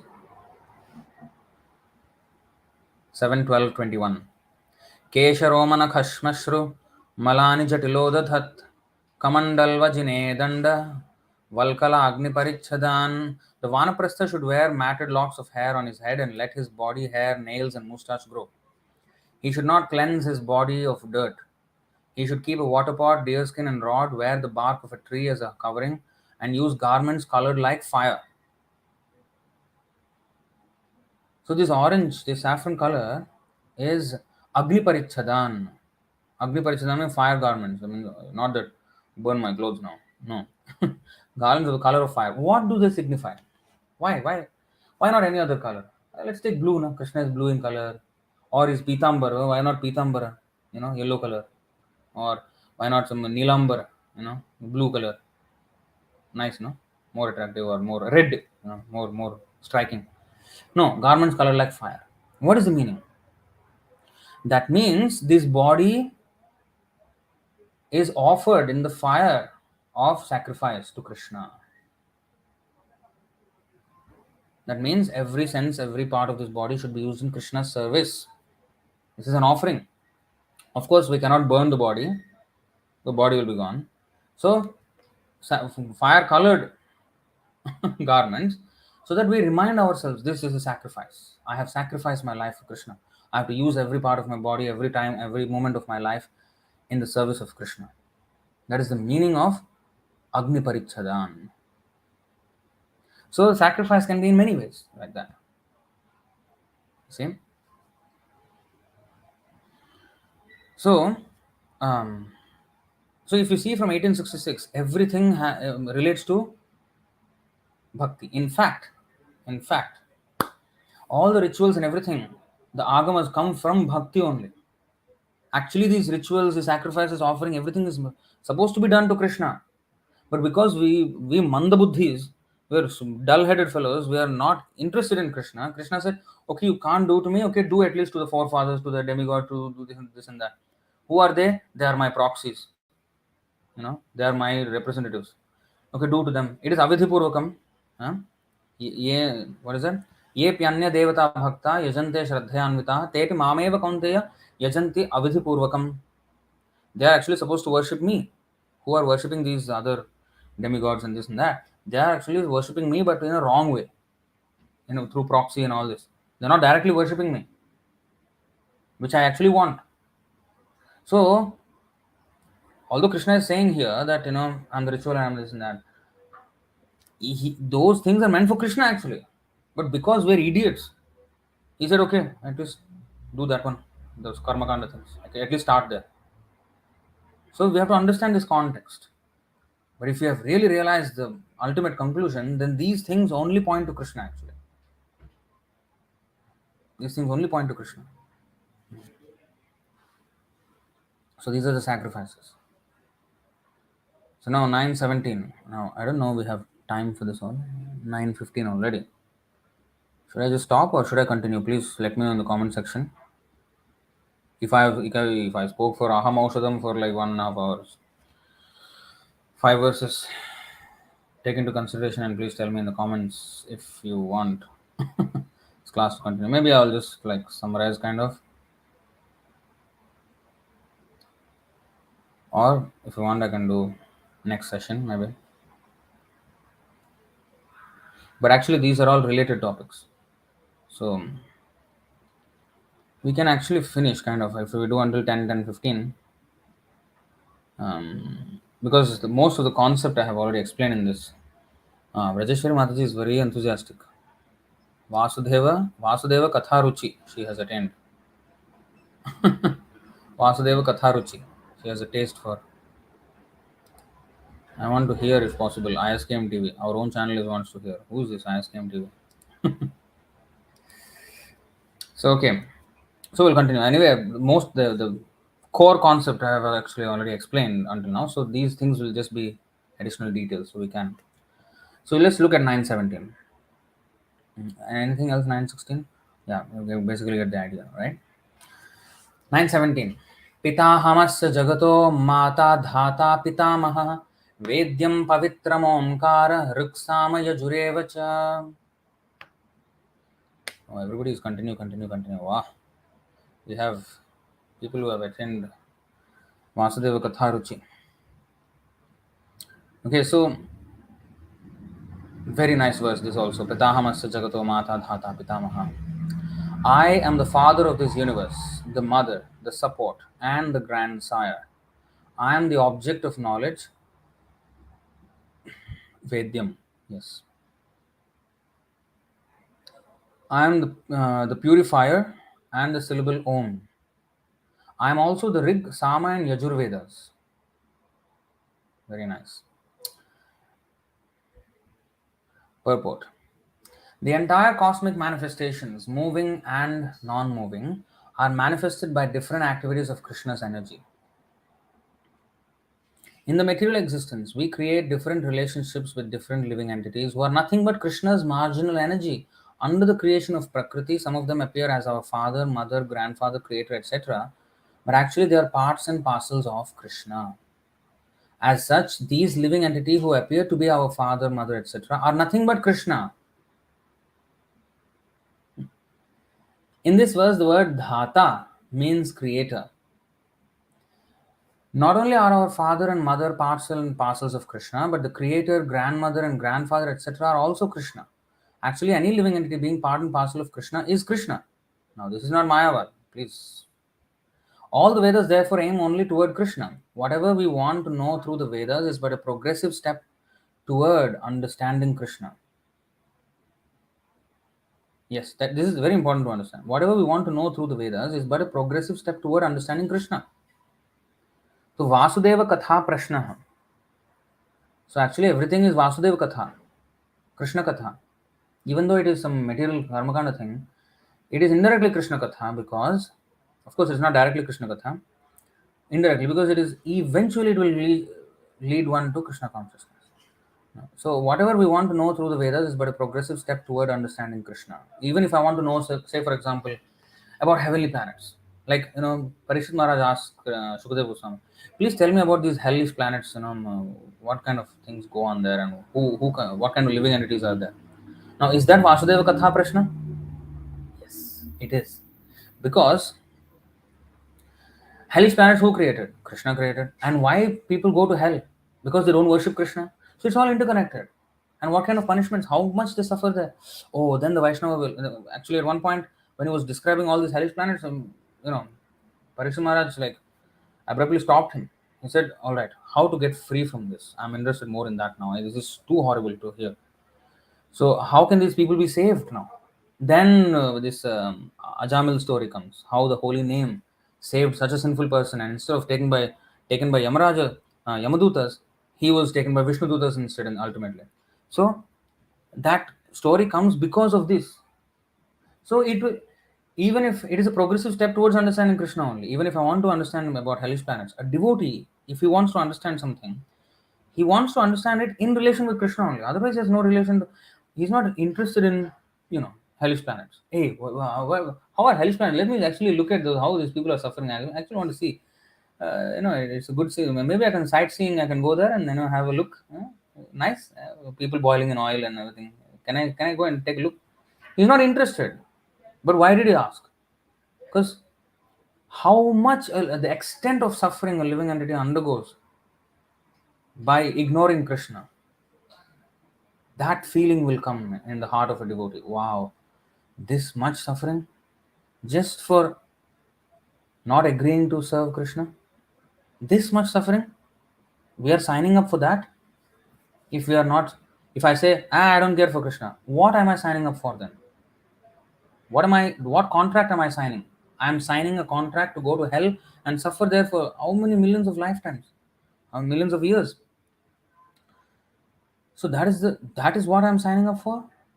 So when the extent of damage that can happen is hurt, and the heart of the devotee, beats for the suffering of the conditioned souls, and he even more enthusiastically preaches because he knows how much they're going to suffer.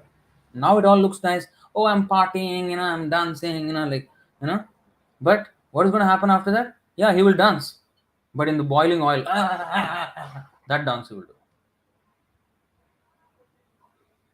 So this dance will lead to that dance, and it is said there that there will be copper. The surface will be made of copper, and it will be scorched by the sun. Oh no, sorry, fire underneath. And it's for thousands of miles like that. Copper plate.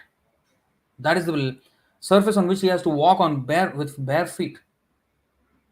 And you walk on something like hot, like dancing. So here, I can dance all I want. If I don't want to dance in Sankirtan, Krishna Kirtan, if I dance there, then what will happen? I will dance there in the hell, in the copper plate. Do I want to do that? No, we can choose which dance we want to do. Golokera Premadhana Harinama Sankirtana. This chanting and dancing came from Golok. If we don't take to this chanting, we'll go to Yamalok and dance there. Instead of chanting Hare Kṛṣṇa, Hari Bol, we'll say Ayyo, Amma, Appa, we'll say, and then we will dance there on the copper plate and in the boiling oil. Which one we want? And so when the devotee knows the extent of suffering, he becomes more and more compassionate. So it is all Vasudeva Katha Prashna. Vasudeva Katha. So anyway, going on. All the Vedas therefore aim only toward Krishna. Whatever we want to know through the Vedas is but a progressive step toward understanding Krishna. That subject matter which helps us purify our constitutional position is especially Krishna. Here it is said. That which subject matter helps us purify our constitutional position. What is our constitutional position? Jiver Swarup. Hoy Krishner Nityadas. So our constitutional position, Swarup is Krishner Nityadas, eternal servant of Krishna. So that knowledge that subject matter which helps us purify our constitutional position is especially Krishna. Yeah, these karmakanda activities are all Krishna, yes, indirectly. But devotional service, the bhakti, especially Krishna, personally present. That's why, what is this? That's why Prabhupada said, Krishna is there in every page of the Bhagavatam, personally. So that means Krishna is there, personally. Whereas in the Karmakanda section, Krishna is there, but he does not take particular interest in those things. It is just to encourage the person at least to come to a certain level of purification. After many lifetimes, maybe he will come to sadhu sangha and take to Krishna consciousness. And in that way, they have to be respected, these karmakanda rituals, but we should not be performing them. From Vaishnavism from worshipping Krishna, if we go to karmakanda rituals, that is a total demotion. But from those sacrifices are meant for elevation. After we have elevated, we have to give up those activities. So the means and the end are different because they are material things, and this is spiritual. And in fact, those material things don't lead to the spiritual actually. It is only by the mercy of devotees that we will actually be connected with the spiritual. Guru Krishna Prasada Paya Bhakti Lata Beach. Not because, one, does very nice things, material sacrifices or charity and this and that. That's why he became spiritually advanced. No, that cannot happen. But if we do all these things, austerity and all this vrata and all these things, we can obtain the association of devotee. And that is explained here. What is that verse? Srimad Bhagavatam 3:720. This is the verse.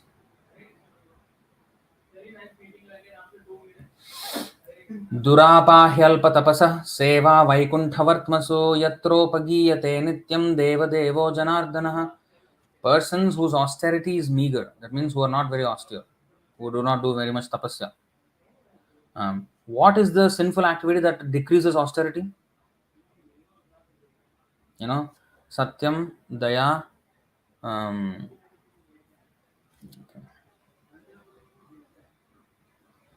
1:17, 24. These are the 4 pillars of religion, right? Tapah shaucham daya satyam. Tapah shaucham daya satyam. Tapah, you see, austerity. These are the four legs of religion. They're not religion, four legs of religion. They stand, religion stands on these principles. So if one does not have tapasya, whose austerity is very meager. Now, austerity, cleanliness, mercy, and truthfulness. So these are protected by the four regulative principles that we follow. No meat eating. That means we will have daya, mercy upon the fallen. I mean the animals. If we cut kill animals and eat, then there is no daya. Mercy is lost. And if we gamble, then our quality of satyam or truthfulness will be lost. Will become a cheater. And then shaucham, cleanliness is lost if we engage in illicit sex. And tapa is lost if we engage in austerity is lost if we engage in intoxication. If we are too intoxicated, or not only if we take intoxicants like alcohol and nicotine, cigarette and tea, coffee, but already we are intoxicated with a materialistic conception of life. We are intoxicated with pride, we are intoxicated with false ego, intoxicated with our so-called beauty, basically false ego in different ways. So these things, these nasha things, they will add more to the intoxication that we're already under the influence of. So if we don't control ourselves, tapaha, whose austerity is meager, so those who intoxicate themselves with false ego and with all these intoxicants and everything, durapahi alpa tapasaha, very little tapasa they have, hardly any. Seva vaikunthavartmasu, vaikunthavartma, vaikuntha means vaikuntha, the kingdom of God. Vartma means the path, vartmasu means those who are on the path of. The devotees. Seva vaikunthavartmasu means service to the devotees, yatropagiyate nityam devadevo janardana. Durapa, rarely obtainable. So, persons whose austerity is meager, very little, or almost nil, can hardly obtain the service of pure devotees who are progressing on the path back to the kingdom of Godhead, the Vaikunthas. Pure devotees engage 100% in glorifying the Supreme Lord, who is the Lord of all the demigods and the controller of all living entities. So, if I don't have tapasya enough, then I will hardly get the chance to serve devotees. Because if I'm not in tapasya, tapo divyam putraka yena sattvam shuddhyet. By tapasya, our existence becomes purified. Ahara shuddhau sattva shuddhi, sattva shuddhau dhruva smriti, smriti lambhe sarva granthinam vipramoksha. So that means if my food is purified, then my consciousness is purified. If my consciousness is purified, then I can understand. My existence is purified. My food is pure. Ahara shuddhau sattva shuddhi. I come to the mode of goodness, and my existence becomes purified. Sattva shuddhau dhruva smritihi. Then my memory will become, sharp, and I'll remember that I'm Krishna's servant. And my memory is sharp, then I can assimilate the meaning of the Vedic literature when I study them, right? Sarva granthinam vipramoksha. Grantha means scripture. Granthi means the knots in the heart. All the knots in the heart will be cut, and I will get moksha. How that will happen? By study of grantha. By study of grantha, my granthi will be destroyed. So in this way, we can elevate ourselves. So tapasya is required. Tapo divyam putraka yena sattvam shuddhyet. That shuddha sattva, Vasudeva sthiti, is what we have to get to. So if you don't come to sattvagun, then you hardly can contact devotees. And even if I contact, I will not be very steady in their service. Seva vaikuntha vartamasu. So these rituals and all these things take one to the point of at least coming to the mode of goodness, having some tapasya, and giving them a chance to contact devotees, Vaikuntha Vartmasu. And then by engaging in their seva, then yes. Then all auspicious in their association, one hears and chants about Krishna, and in this way the passion and ignorance go away, and then one will be in the mode of goodness, and one becomes purified goodness, and then becomes very happy in that happy situation. Evam prasanna manaso bhagavad bhakti yogataha. One engages in Krishna consciousness and bhagavad tattva vijnanam mukta sangasya jayate. So bhagavad tattva vijnanam, one will have complete understanding of Krishna consciousness, and then one becomes free from all material contaminations, and proceeds back to Krishna. So this is the plan of the Lord.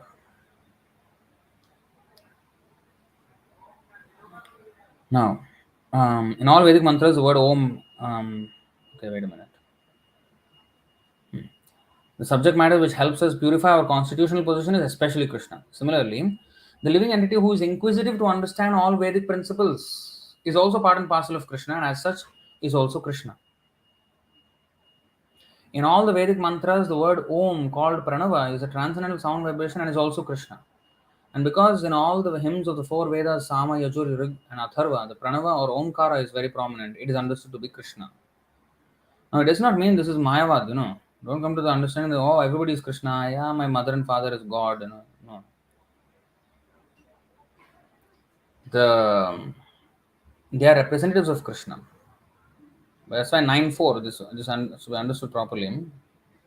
If you say 9-4, 9-5, 9-6 also actually.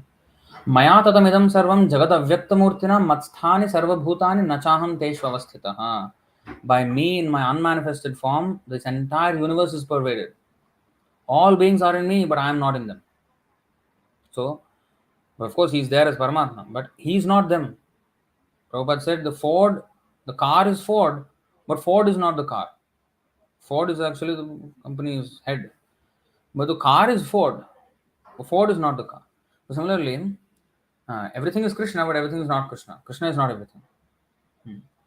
So this is Achintya Bheda Bheda Tattva. Bheda Abheda Tattva. So simultaneously different and one. So in this way we have to understand, not that now suddenly my father and mother became Krishna. No. So now, here everybody now has a father and mother, right? But actually, Krishna is the real father and mother, and he has deputed the task of maintaining this soul who has taken birth as a child to such and such father and mother. He invested them with the power to maintain that person, because of which he is being maintained now. That's why he said, Prabhupada many times said, when the mother is pregnant, she's bearing the child in the womb. And then when the child is delivered, until the point of delivery, the mother does not have any milk in her breast. But once the child comes out, immediately there is milk in the breast, ready for the child to drink. The mother did not do anything to bring that milk there. But by Krishna's arrangement, this has happened. See that? By Krishna's arrangement, milk is available. Food is the maintenance of the child is actually Krishna is doing it.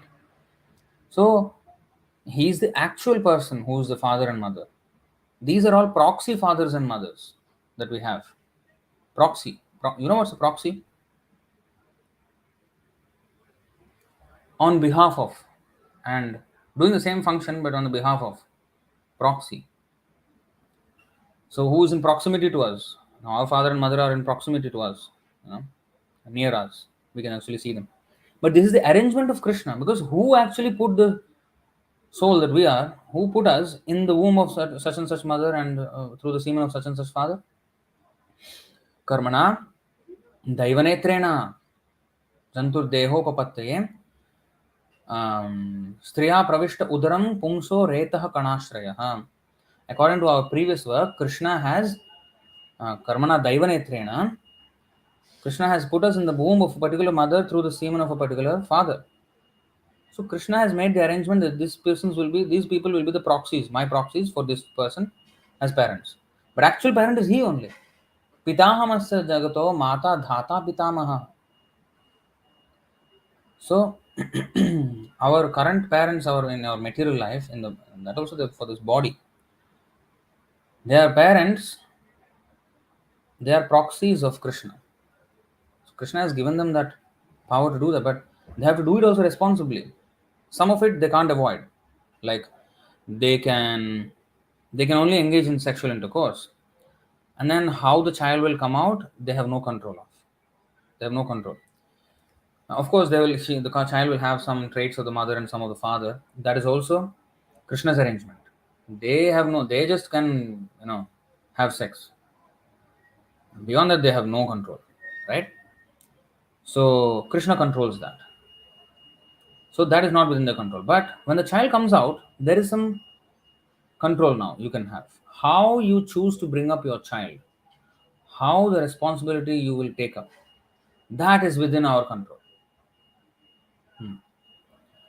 So that is where our duty comes in. So yes, the father and mother have this power of begetting the child, but then there is also comes with it the responsibility of raising the child properly.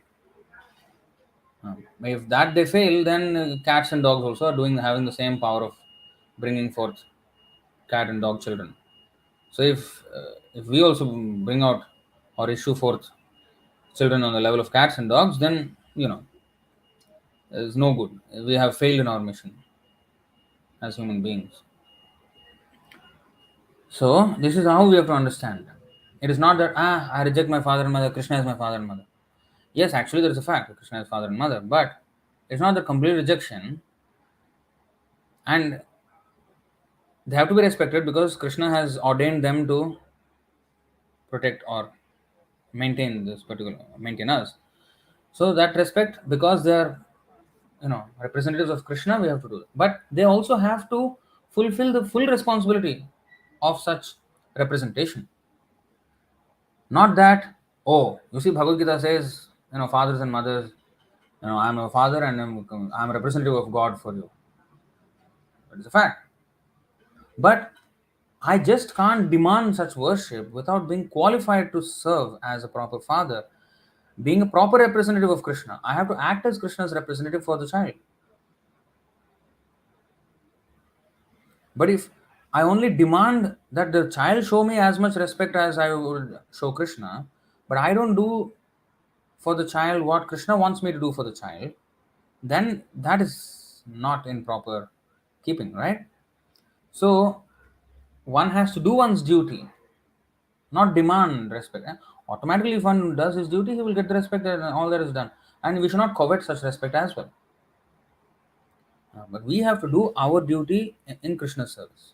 So if I have brought forth certain children, I have to make sure they to become devotees. And that bringing out children also should be done according to vivaha, according to marriage and everything. So in this way, one has to do his duty towards Krishna, even in the matter of sexual intercourse. That's why it is said, you all know this verse, Gururna sasyat, swajano na sasyat, pitana sasyat, janani na sasyat, daivam na tatsyan, na patischa sasyan, namochayedyah samupetam mrityum. One who cannot deliver his dependents from the path of repeated birth and death should never become a spiritual master, a father, a husband, a mother, or a worshipable demigod. So you should not accept these positions if one cannot actually do such service.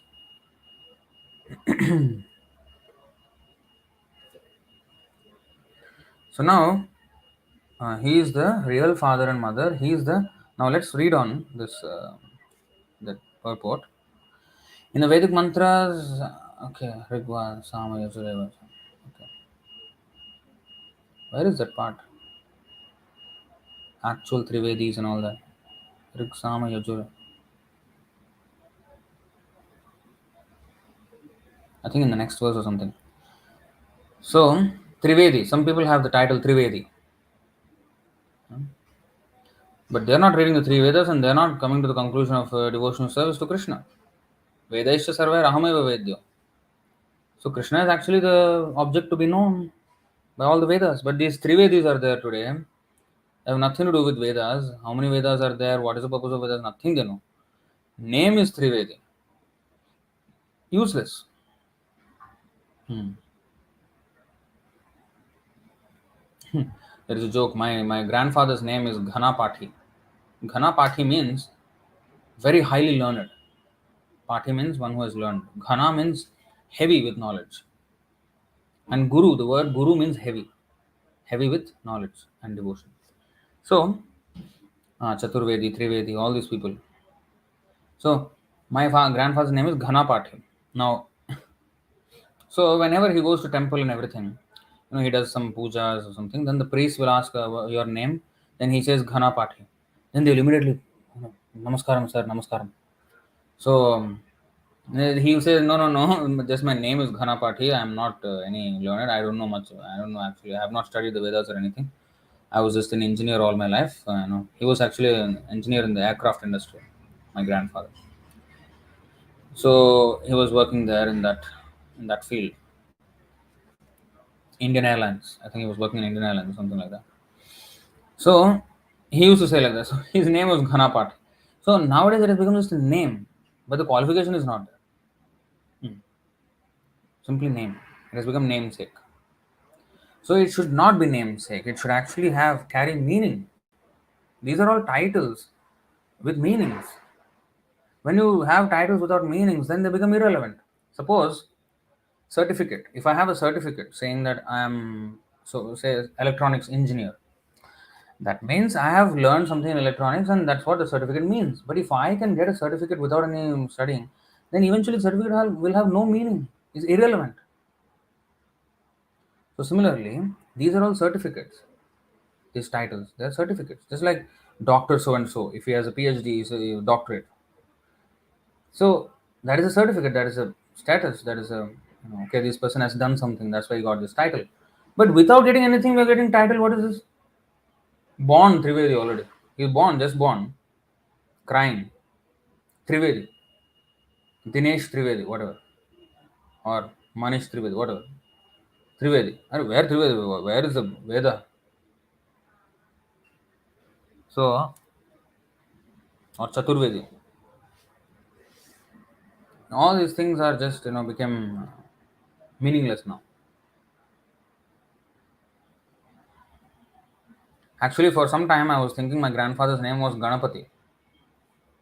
Maybe his I don't know the way he writes is like that. But no, no, no. I think who my father or somebody explained. No, it is not Ganapati. It is Ghanapati. Ghanapati means greatly learned. But you see, this is the point. Um, so it becomes namesake. You see, Trivedi Bandhu. His relative was Trivedi, but not Trivedi. Trivedi Bandhu. Yeah, we can call them Trivedi Bandhus. Descendants of Trivedi. Somewhere in the ancestors, somewhere 50 or 100 generations before, there was a Trivedi maybe. After that, all Murkha, Mandabuddhi. Now it is Mandabuddhi. Actually, the title can be Mandabuddhi. Dinesh Mandabuddhi. Oh, whatever. I don't know. I don't know why the name Dinesh came. If anybody Dinesh is watching, please don't get offended. So I'm just saying some name, whatever I'm getting it into my mouth. So Mandabuddhi can be a good title. And if I actually study the Vedas and actually understand something, then yeah, Trivedi, Chaturvedi, Ghanapati, Goswami, all this can come at that time.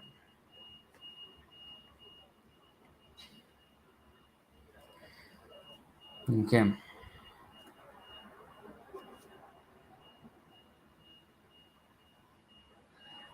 Okay. Regarding this verse 917 again. Pitahamassa jagato mata dhata pitamaha. So he is the father, he is the mother, he is the grandfather. Oh, somebody is asking me, do you know which oil is used in hell? You can go and find out, sir. I mean, if you're very inquisitive, you can find out. I have no such information, unfortunately. Which oil, sunflower oil or groundnut oil or maybe oil from other people's burning or bodies or I don't know, fats. You ask. You can go and see for yourself who is stopping you. Huh? What kind of question is that? Have some sense in asking question. What oil? Why are you so interested in oil of hell? Any oil will burn, na? Any oil will burn and will be boiled nicely. So either way it is bad for us. Okay.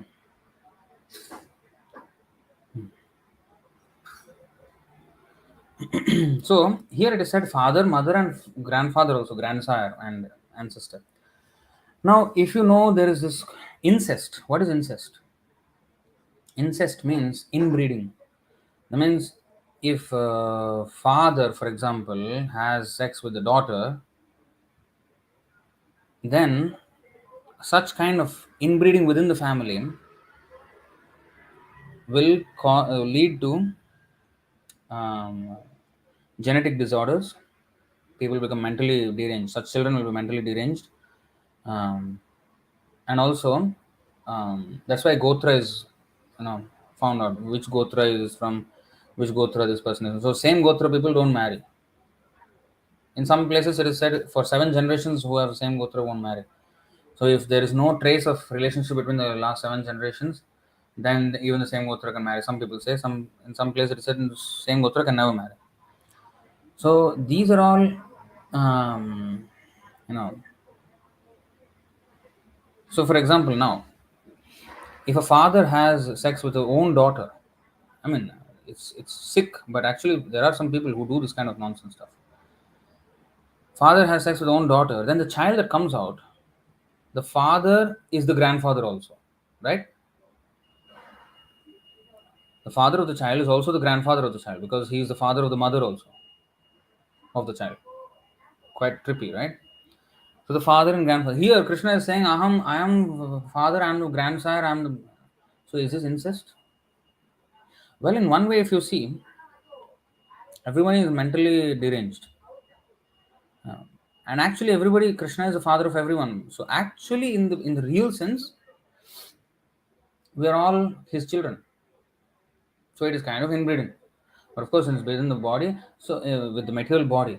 So why then this Gotra or that Gotra, whichever Gotra, everybody is servant of Krishna only, no? Actually, originally, then is it not incest? Question. How do we answer? This is where logic fails. So Krishna, if he says that okay, if there's not this Gotra, not this Gotra, if you do, it is okay, then that is fine. But it's the same thing, yeah.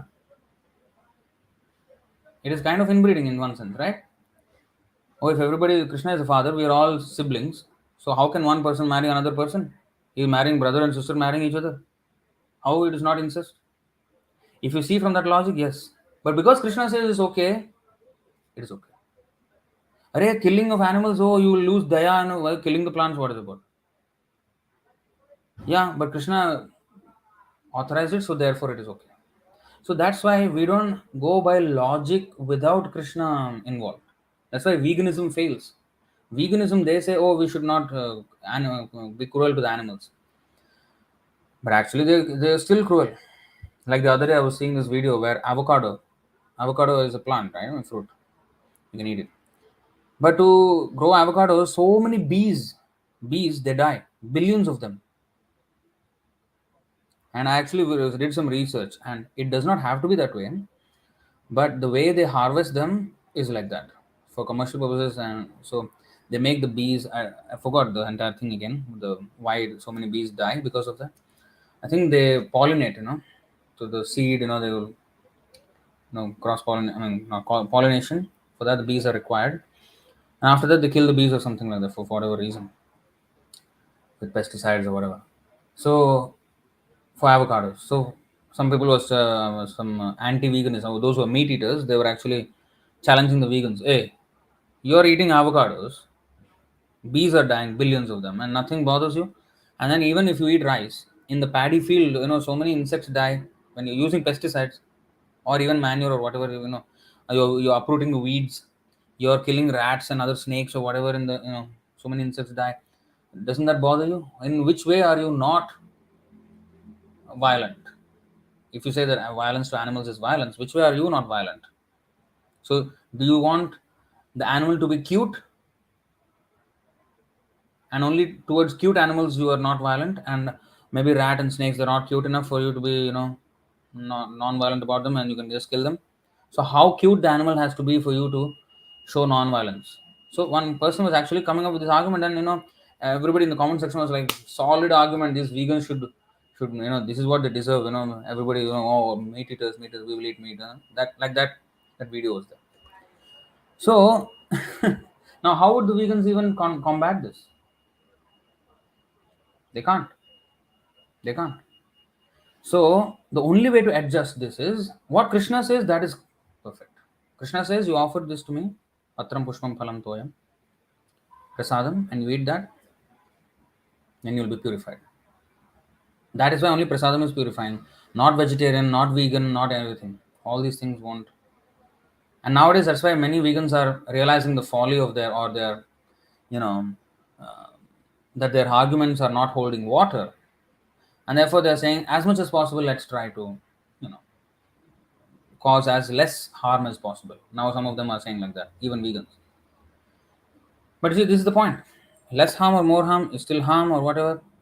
But the only way no harm is done is by Krishna consciousness.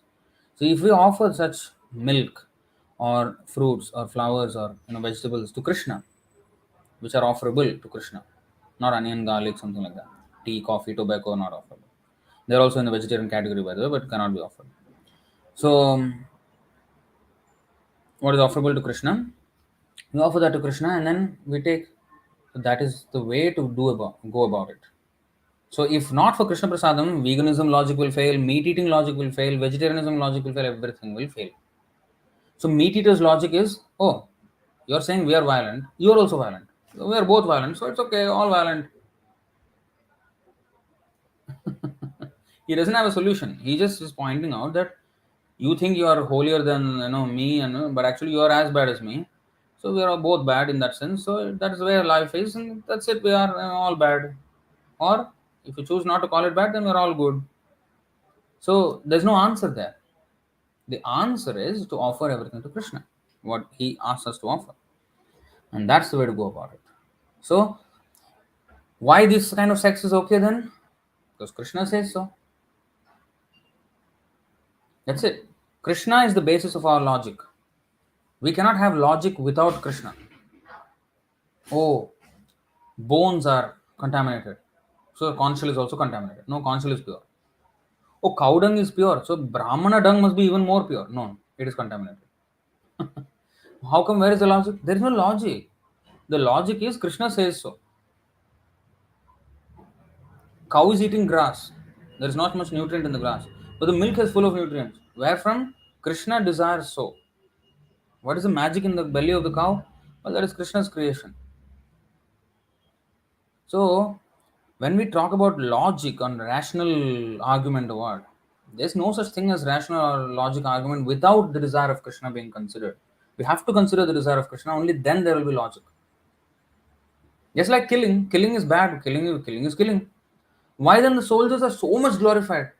Recently I have seen some of, there are, some, maybe some of you know this, ANI channel, ANI News. They have these podcasts where some one lady, Smita Prakash, her name is Smita Prakash.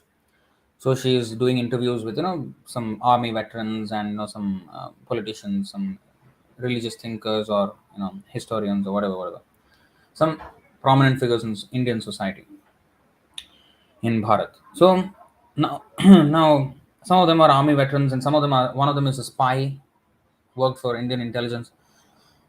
Now they have, so he explains how he did spy work, kind of, you know how they tell half truths or lies, or to navigate themselves in all these situations. And the soldiers tell that, veterans, army veterans, they say, oh, I have, we have killed about this many people. And I mean, he's talking about killing right in the public podcast, and everybody is like, this is bravery, this is that, this is this. But if anybody kills even one person in the street, this is horrible, this is cold-blooded murder and this and that. Why one is like adored, one is not? The reason is, one is authorized by the government and therefore is not punished. One is not authorized by the government. So, both are killing, you may say. Yeah, ultimately war is not good, right? But if there is bad elements, he has to be killed. If there is enemy, he has to be killed. So that is also there. That is good.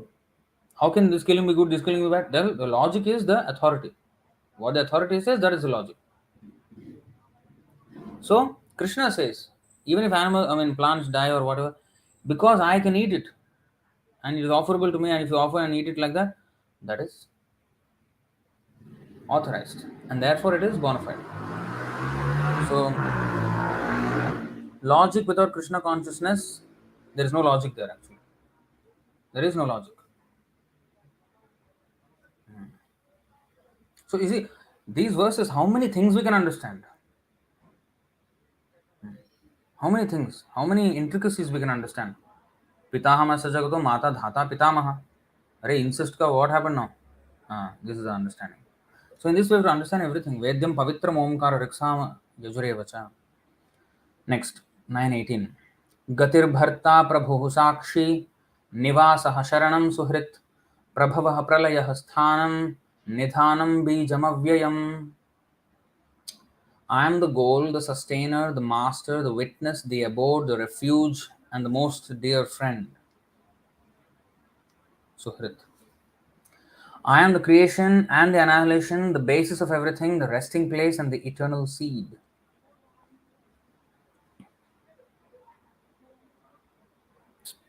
Each of these can be given into a big class. Gatihi is a goal. So, of course, it is understood. Vedasya Sarve Rahameva Vedya. He is the goal of all activities, everything. He is actually the goal. Bharta, sustainer. Bharta also means husband or maintainer, sustainer. Prabhu, Lord. Sakshi, witness. He is witnessing everything. Sarvatah Panipadam Tat. Sarvatokshi Shiromukham. Sarvatah Shrutimal Loke Sarvam Avritya Tishtati. Bhagavad Gita 13:14.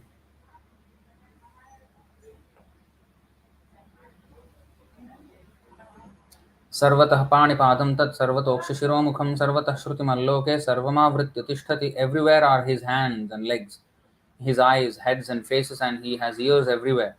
In this way, the super soul or Paramatma exists, pervading everything. So Krishna is speaking this, and he's saying his hand. He's not saying my hands and legs. That's because Krishna is different from the Kshirodakshaya Vishnu, who appears as Paramatma. But of course, he's one and different at the same time. So sometimes he addresses himself as first person, sometimes as third person. So we have to understand why he's doing that. The Mayavadis say he's talking about the Nirakar Brahma. That's why his, not him, his, third person. No. It's because Krishna and his expansions are different and one at the same time. Advaitam Achyutam Anadim Anantarupam Adyam Purana Purusham Navayovanam. Advaitam. There is no difference, no Dvaita, no two. Everyone, all these expansions, Vishnu expansions are one, Vishnu Tattva. Advaitam Achyutam Anadim Anantarupam. Advaitam but Anantarupam. Unlimited forms. So he sometimes refers to his own expansions as him, like Krishna refers to Balaram as you or he when he's talking about to others about Balaram. But who is Balaram? Krishna's expansion.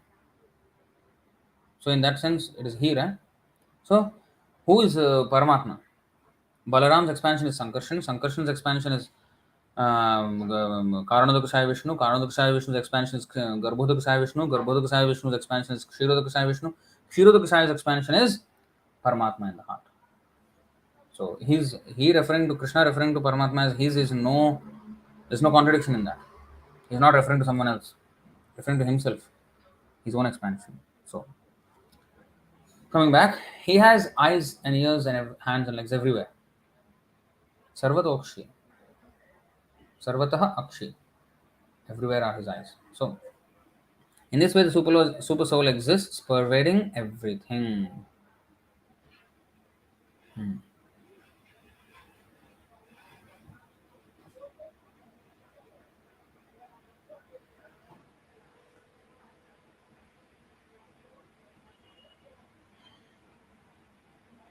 So he is the witness. Now, not only this verse, this other verse. Let's look at this other verse. Srimad Bhagavatam 6, 142. सूर्योऽग्निः खं मरुद्देवः सोमः सन्ध्याहनी दिशः कं कुः स्वयं धर्म इति हि एते दैह्यस्य साक्षिणः. साक्षी. Sakshinah means witnesses. The sun, fire, sky, air, demigods, moon, evening, day, night, directions, water, land, and the supersoul himself all witness the activities of the living entity. Now you may say, how can air witness anything? What can air do? How can the sky witness anything? How can the fire witness anything? It is a material element. How can the sun witness anything? You see, you have to understand one thing. All these have personalities behind them. And we don't even understand how they are working. Vayudev is there. And he has assistants, Maruddevatas, 49 of them. So We don't understand actually how extensive and how intricate the arrangements of the Lord are. We only see the energies and then we conclude with our, fragmental observation. But if we really understand everything, then we will appreciate that yes, all these things can actually see. Moon. Moon is so far away, and moon is a planet. How can the moon see? When there is a moon god is there. Moon god is there in his palace. He is doing something there. How can he see what I am doing here? This is what we do not know. How the demigods function, how much power they have, we do not know actually. How powerful they are, we do not know. And ultimately, all of them, all these elements, and even if we say just fire or air without the controlling deity, but then andantarastha paramanu chayantarastham, right? The super soul has entered into every single atom. So in air there are atoms, in water there are atoms, in sky there are atoms, in sun there are atoms, fire there are atoms. So the super soul, the Paramatma is everywhere. So all these, through all this medium, he can see whatever we do. We cannot hide from the Lord. So he is the ultimate Sakshi, and that's what I explained in this today's, in this 9:18 verse. Ah, what is this? Sakshi. You see, Sakshi. He is eternal Sakshi. He is a sustainer, goal, Lord, Prabhu, Sakshi, abode, Nivasa. He is the abode. Not only in the spiritual abode, Vaikuntha Dham, but also even in the material world. Whatever we are, now we are living somewhere, right? What are we living on? We are living on land. Land is what? Is Krishna's energy, and we are living. We are drinking water. We have many things that we're eating. So we are sustained by the Lord. Eko bahunam yo vidadhati kaman nityo nityanam chetanas chetananam eko bahunam yo vidadhati kaman. One person is um, you know nourishing everyone else, maintaining everyone else. So he's Bharta. Nivasa Sharanam. Sharanam means refuge. Actually, everyone is within the Lord only. He is the actual refuge of everyone. And ultimately, if one wants to get free from the cycle of birth and death, he is the refuge again. Right? He is the refuge. So Harit, most intimate friend. Now we may not think so. Not so intimate. Yeah, he's a friend maybe, but he doesn't even come before me. What kind of intimate friend is he? Well, this is where we don't realize. Again, we are so blind to our intimate friend. We don't have no gratitude even. We're saying, where is the intimacy? Well, he is sitting with us in the heart, like two birds sitting on a tree. The example is given in various parts of the scriptures. So he is sitting with us. In the heart, there are two souls. One is us. One is the Paramatma. So he is so close, but we are unable to see him because we are not qualified. We choose not to see him, and therefore we don't see him. Prabhavaha, creation. Pralayah, dissolution. Sthanam, ground, or you know, yeah, place. Nidhanam, resting place.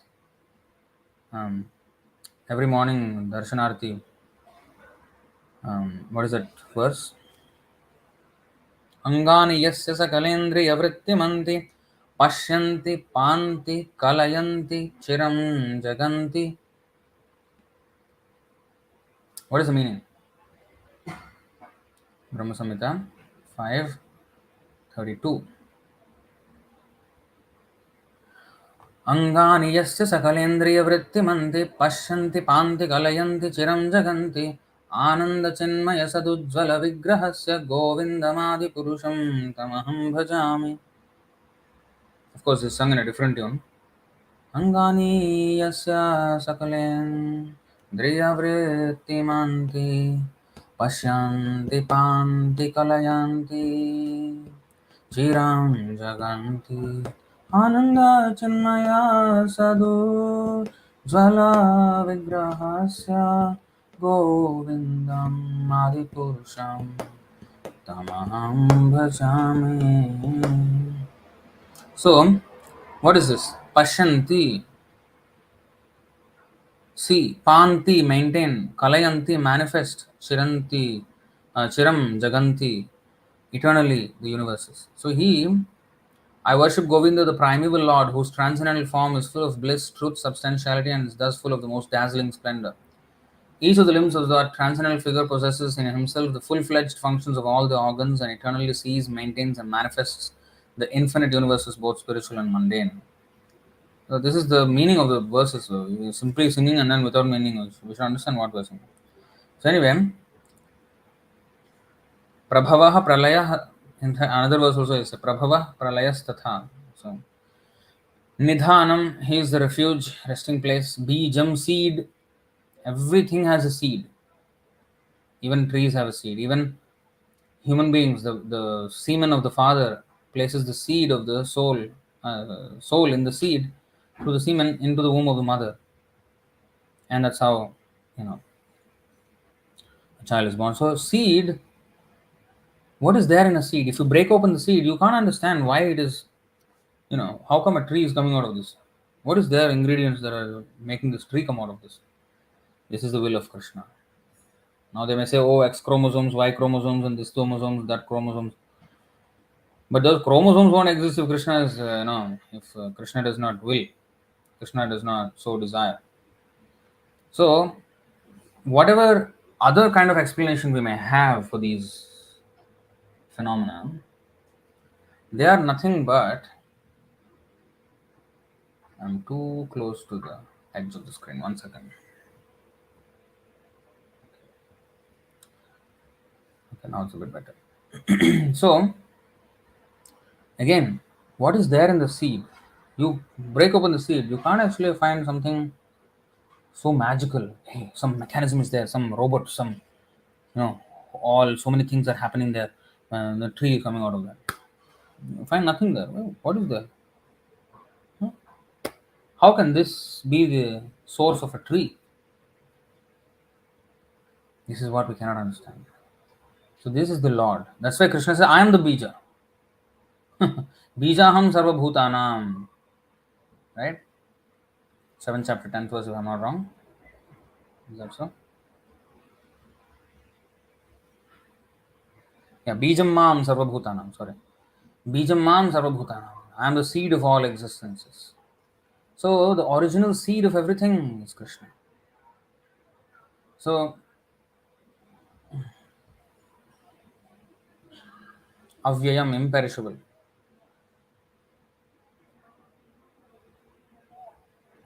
Okay, so let's read the purport. Gati means the destination where we want to go. But the ultimate goal is Krishna, although people do not know it. One who does not know Krishna is misled, and his so-called progressive march is either partial or hallucinatory.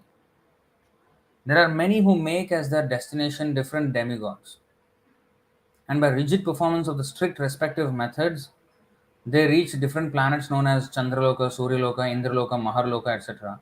But all such lokas or planets, being creations of Krishna, are simultaneously Krishna and not Krishna. Such planets, being manifestations of Krishna's energy, are also Krishna, but actually they serve only as a step forward for realization of Krishna. That's why for the people who are not Krishna conscious, yes, worship your father and mother and everything is said. Of course, one should worship father and mother. But if the father and mother go against Krishna's instructions, then one should give up one's father and mother, just like Prahlad Maharaj did it. He gave up his father, Hiranyakashipu. So, in this way. But so such planets being manifestations of Krishna's energy are also Krishna, but actually they serve only as a step forward for realization of Krishna. To approach the different energies of Krishna is to approach Krishna indirectly. One should directly approach Krishna, for that will save time and energy. For example, if there is a possibility of going to the top of a building by the help of an elevator, why should one go by the staircase step by step? Everything is resting on Krishna's energy. Therefore, without Krishna's shelter, nothing can exist. Krishna is the supreme ruler because everything belongs to him and everything exists on his energy. Krishna, being situated in everyone's heart, is the supreme witness The residences, countries, or planets on which we live are also Krishna. People, so Achintya Bheda Bheda Tattva applies to all these planets too? Yes. Because they're simultaneously one Krishna. But of course, we cannot say that these planets, I have gone to moon planet, now I've gone to Goloka Vrindavan. They are non-different, no? Achintya Bheda Bheda. No, no, no. It's not Goloka Vrindavan, it's moon planet. So, that's why it's Bheda and Abheda. Because it is Krishna's energy, nothing can be different from Krishna. But at the same time, they're not Krishna. And it's not Krishna Loka. But they are also Krishna Loka because they are Krishna's Loka, Krishna's creation. Now, Krishna is the supreme ruler because everything belongs to him and everything exists on his energy. So, Krishna being situated in everyone's heart is the supreme witness. The residences, one's own house, and the countries or planets on which we live are also Krishna. Because ultimately, without Krishna, our residence cannot exist. Right? Our residence is made of what? Elements from Krishna only. Material elements. So he is maintaining us in all these different manifestations of his energy. This is called Krishna consciousness. Seeing Krishna everywhere, realizing Krishna everywhere. This is the meaning. Krishna is the ultimate goal of shelter. And therefore one should take shelter of Krishna either for protection or for annihilation of his distress. And whenever we have to take protection, we should know that our protection must be a living force. Right? We must, like for example, if some danger is or some thief is there, we call the police. A living force, some living person. Of course, we can have a gun and we can shoot. America, that is allowed. Guns are allowed, so they can take a gun and shoot. But even the gun cannot shoot by itself, no? Some human has to be shooting it. So, for protection, we have to know that the protection has to be a living force. Krishna is a supreme living entity, and since Krishna is the source of our generation or the supreme father, no one can be a better friend than Krishna. So, in other words, protection. What is protection? One day our body will die. Well, maybe we pray to Krishna and Krishna protected this time, many times. And one day the body will die. Even if you ask Krishna, Krishna will not save the body. That does not mean Krishna has left us without protection. No. Krishna said, enough of this body, you come back. Or you take another body, depending on what kind of karma the person has done. So, sometimes leaving the body is better instead of letting the person suffer in the body for 200 years, 300 years. So, protection means especially protecting one's spiritual life. That is real protection. Body anyway one day will go. That is the nature of the body. Nobody can stop it. So, and since Krishna is the source of our generation or our supreme father, no one can be a better friend than Krishna, nor can anyone be a better well-wisher. Krishna is the original source of creation and the ultimate rest after annihilation. Krishna is therefore the eternal cause of all causes. Sarva Karana Karanam. We all have causes. Our source was our father and mother, but he is the Sarva Karana Karanam, original father and mother of the father and mother. He is the one. And he is our supreme friend. That's why he has given us the Bhagavad Gita and he has, sent acharyas like, Srila Prabhupada to us. And also, even if we directly don't, see his friendship, even when we suffer, that suffering is also Krishna's friendship because we have done something wrong and Krishna is teaching us a lesson by putting us in suffering. So that is also good for us. If we do something wrong and we are not punished, then that is not good. We will not correct our mistake and we will go deeper and deeper into the ignorance and sinful life. So suffering is actually good.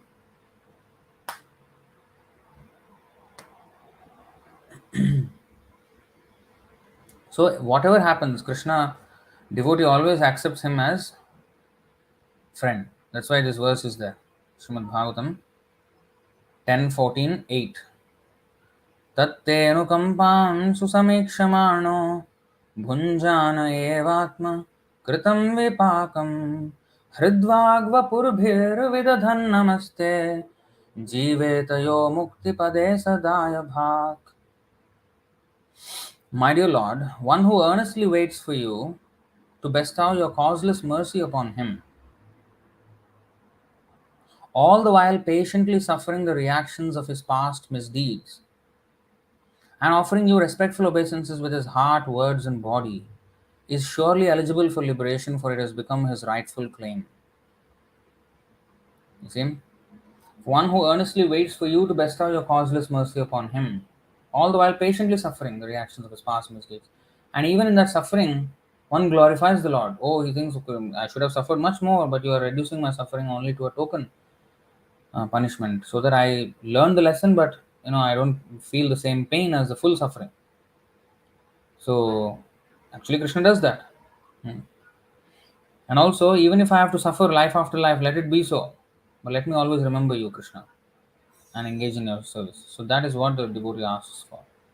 So he doesn't even ask for removal of suffering. Kunti Devi asks for more suffering, in fact. Vivada santu tashashvat tatra tatra jagat guru bhavato darshanam yatsyat apunar bhava darshanam. So she's saying that, we want more suffering, more troubles, because in those times we can easily remember you without distraction. But with all the material comforts and everything, we are getting distracted, and such persons cannot remember you. So I want suffering, troubles.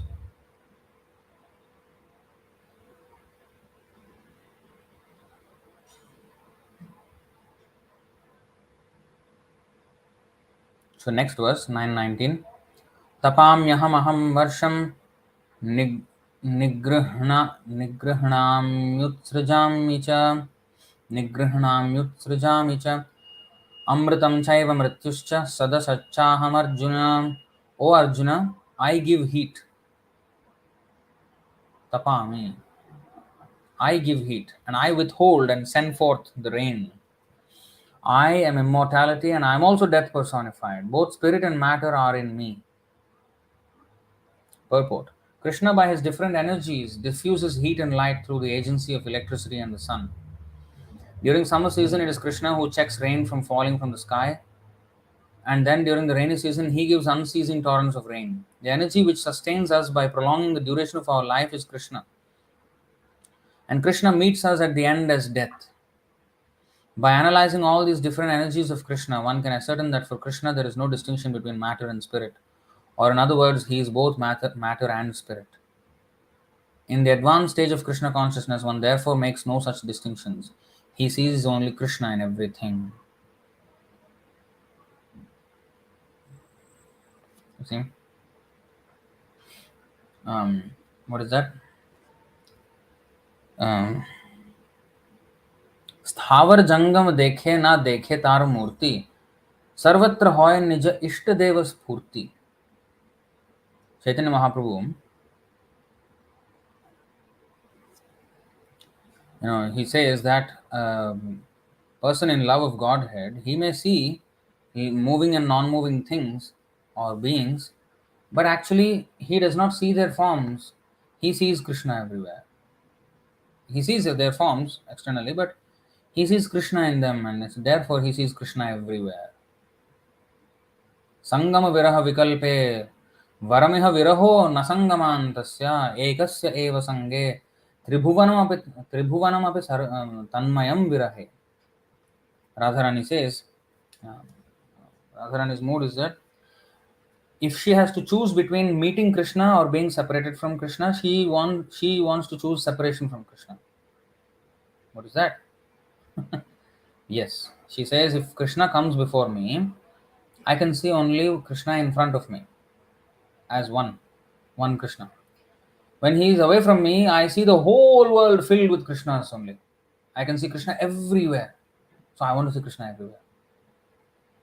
Varameha viraho. Better is viraha, not sangha, not association. Separation from him is greater than association. But in that separation, what happens?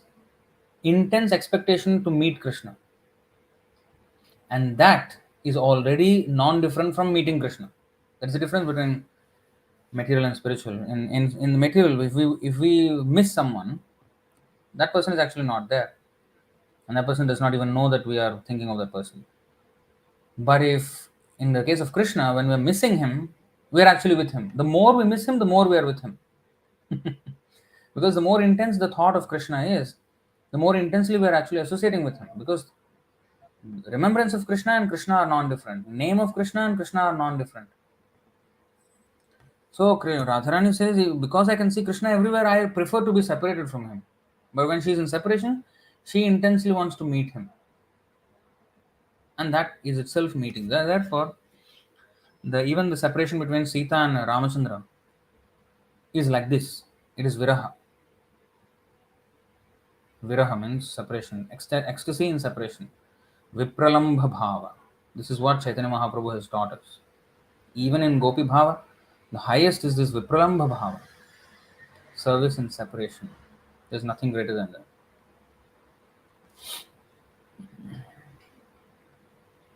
So the energy which sustains us by prolonging the duration of our life is Krishna, and Krishna meets us at the end as death. Now Prabhupada said, if one is attacked by a lion and one's death is certain, or in any way, when one sees one death as certain, one has to chant Hare Krishna. Why? So that he may be saved from that situation. Maybe suddenly the lion will turn away and go. Like for Haridas Thakur, he was chanting Hare Krishna and the snake in the same cave. The snake just left. That may not happen for everyone, right? So sometimes the lion may actually eat the person, or some danger may happen, and then suppose some building is falling, and I am looking at the building falling on me, and I'm saying Hare Krishna. Suddenly the building will fall somewhere else. Maybe it may happen, but it may not happen also. So what? In that case, the Hare Krishna chant failed? No, because we must see that the impending danger is nothing but death, and death is who? Mrityu sarva haraschaham. This is Krishna. He has come to take me away. He has come to close the chapter of this life. This is Krishna. Oh, doctor says I've got cancer. Hare Krishna. Krishna has come in the form of cancer. Mrityu sarva haraschaham. So, a devotee does not fear death because he takes it as Krishna. Instead of being afraid of such thing, he will think, okay, Krishna has now given me few months, just like Parikshit Maharaj had 7 days only. He was not bewildered. He straight went to the Ganga and then heard Harikatha till death. So we should not be bewildered. Oh, the doctor said cancer. What did we understand then? Huh? I mean, it's easier said than done. When it actually comes, we are bewildered. You see, but this is why we have to strengthen our understanding now itself. So when it actually comes, the test comes, we have to apply all this. Bhajan karo, sadhan karo, murte janle hoy. What is that? Now you can do all bhajan, sadhan, everything, this one, that one. Everything will be tested at the time of death. How are you going to be Krishna conscious? So all this is our preparation for death. यथैहि कामुष्मिककामलम्पटः सुतेषु दारेषु धनेषु चिन्तयन् शङ्केत विद्वान् कुकलेवरात्ययाद् यस्तस्य यत्नः श्रम एव केवलम्.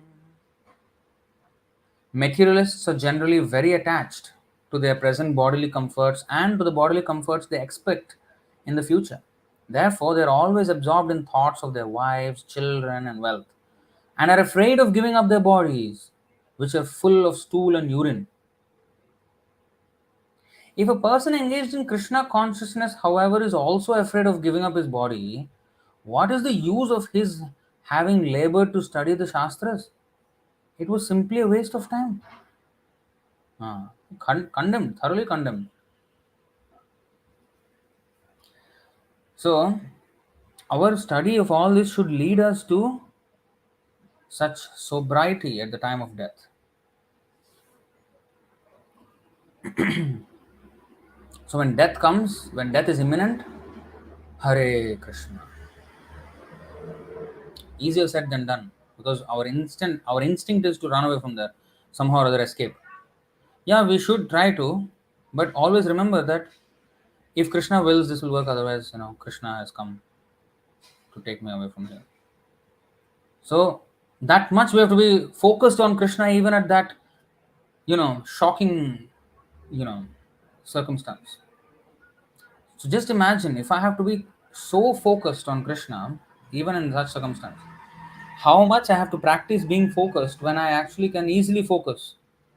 So now we are not seemingly not in so much danger. And if I can't focus on Krishna now, how am I going to focus at that time when it is really tested? Stress test. You know what is stress test? Stress test means put the suppose for car, for a car. If I manufacture a car, then I will do stress testing. Okay, bang it somewhere and see how much damage is done to the passenger inside. Bang it up to the wall at 200 kilometers an hour. How to save the passenger? Stress test and see how it fares. So many cars are destroyed like that while in the manufacturing process. You know that. So this is stress testing. So testing how much stress this system can take. So our Krishna consciousness is sometimes stress tested by Krishna. The ultimate stress test is death. But even before that, Krishna will give heavy situations where our entire understanding of Krishna consciousness is tested. When everything is rosy, hunky dory, I may chant all kinds of verses. Bhagavad Gita, Kunti Stuti, Bhishma Stuti, Prahlada Stuti, Gajendra Stuti, Gopi Gita, Uddhava Gita. I can chant all Gitas and all Stutis and everything. But instead of, at the time when it is actually tested, instead of chanting Stuti and being inspired by Stuti, I become stupid and not remember anything and come to opposite conclusions, becoming angry with Krishna, becoming angry with devotees, offending them. How can Krishna do this to me? How can I get cancer if I'm devotee? What is this? You know, how can my relative pass away like this? How can my son or my father or my relative pass away? How can I get divorced? How can my wife be like this? How can my husband be like this? What is this? Krishna is not helping at all. We can blame Krishna, and if devotees came, yeah, actually 1 week ago only devotees came and did kirtan in my house. Now everything inauspicious. I think the devotees are no good. They're not sincere devotees. That's why all these things are happening in my house. I can blame instead of actually applying all the things that I will learn. And if I turn averse to all this, then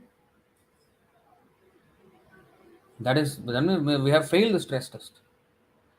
So we have to be ready for any kind of stress test. What is that? Gurunapi vicharyate. Even the worst, most trying circumstance will not waver the devotee's determination in Krishna consciousness. That is the standard of a devotee. Not that devotee is, oh, I'm devotee and somebody said something, oh, my devotee is devotional service is upside down now. Now I'll just leave the association of devotees and I'll go to karmi life and this and that. I don't want to be with these people. No. Because when you can see the letters of Srila Prabhupada to his disciples. They were having so many disagreements among themselves, and Prabhupada was encouraging them and keeping them together and, teaching them how to be together despite all kinds of differences, and serve Krishna together. So we have to learn that art. Of course, we have come away from ISKCON, and we are now having ISKM, and we're doing now. People may accuse us, hey, why did you come out then? You should have been together with the other devotees in ISKCON and practice your ritual system. Well, there was no allowance for that in ISKCON.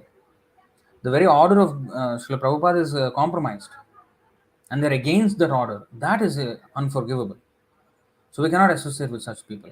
And Prabhupada himself distanced himself from the Gaudiya Math because of this. But, and even, when he was a Grihastha, he was donating a lot to the Gaudiya Math at that time. But later on, when he became sannyasi, he left the Gaudiya Math and started this ISKCON in America. So, the order of the spiritual master should always be followed. So, but within such institution, if suppose we are in ISKCON, and if they are following the Ritvik system as Prabhupada ordained, But even then, there will be disagreements, right? Because between one person and another, because of their own individualities and own, everybody has their natures, So there may be some this. So this we have to learn. This is an art. How to stay within the devotees association, even if things does not seem absolutely, like, oh, in Vaikuntha, oh, the birds are all waiting for the bumblebee to sing, the glories of Krishna, because no envy at all. Now, the utopia. To expect that in the material world is not possible. Every one of us are advancing in Krishna consciousness, and sometimes our natures may come out in different ways. But if we take it the right way, if we take it the right way, then every situation will actually propel us towards Krishna. Every single situation. There is not a single situation which can actually throw us away from Krishna and Krishna's devotees. Not a single situation. But then why do some devotees leave then? That is because of their own incorrect disposition towards devotional service and towards the entire Krishna consciousness program. Their wrong understanding, their lack of service, their lack of submission is the only reason one can leave Krishna consciousness. That's why Krishna consciousness is called apratihata. Apratihata means there is nothing that can stop devotional service. The only thing that can stop is ourselves, if we choose not to do it. Sometimes we say, oh, because this devotee said like this, I will never go to the temple again. Easy to say that. The difficult thing is to not leave Krishna despite any kicking, I may be kicked and ridiculed and whatever. I should think that I deserve this. Yes, I deserve this. For all the sins I've committed and for all the offenses I'm committing to devotee, I deserve this. If I take it like that, immediately Krishna will make the arrangement. Oh, Krishna, devotees will accept also. That's why if you see Chaitanya Mahaprabhu's pastime, that's why Chaitanya Charitamrita is so important for devotees to read, because in the pastimes of Chaitanya Mahaprabhu, sometimes you will see Chaitanya Mahaprabhu, Vajradapi Kathora, Kusumadapi Kamala. Actually, it's a slightly differently constructed verse, but Prabhupada says like this: Vajradapi Kathora, Kusumadapi Kamala. Let's see if I can actually find that verse.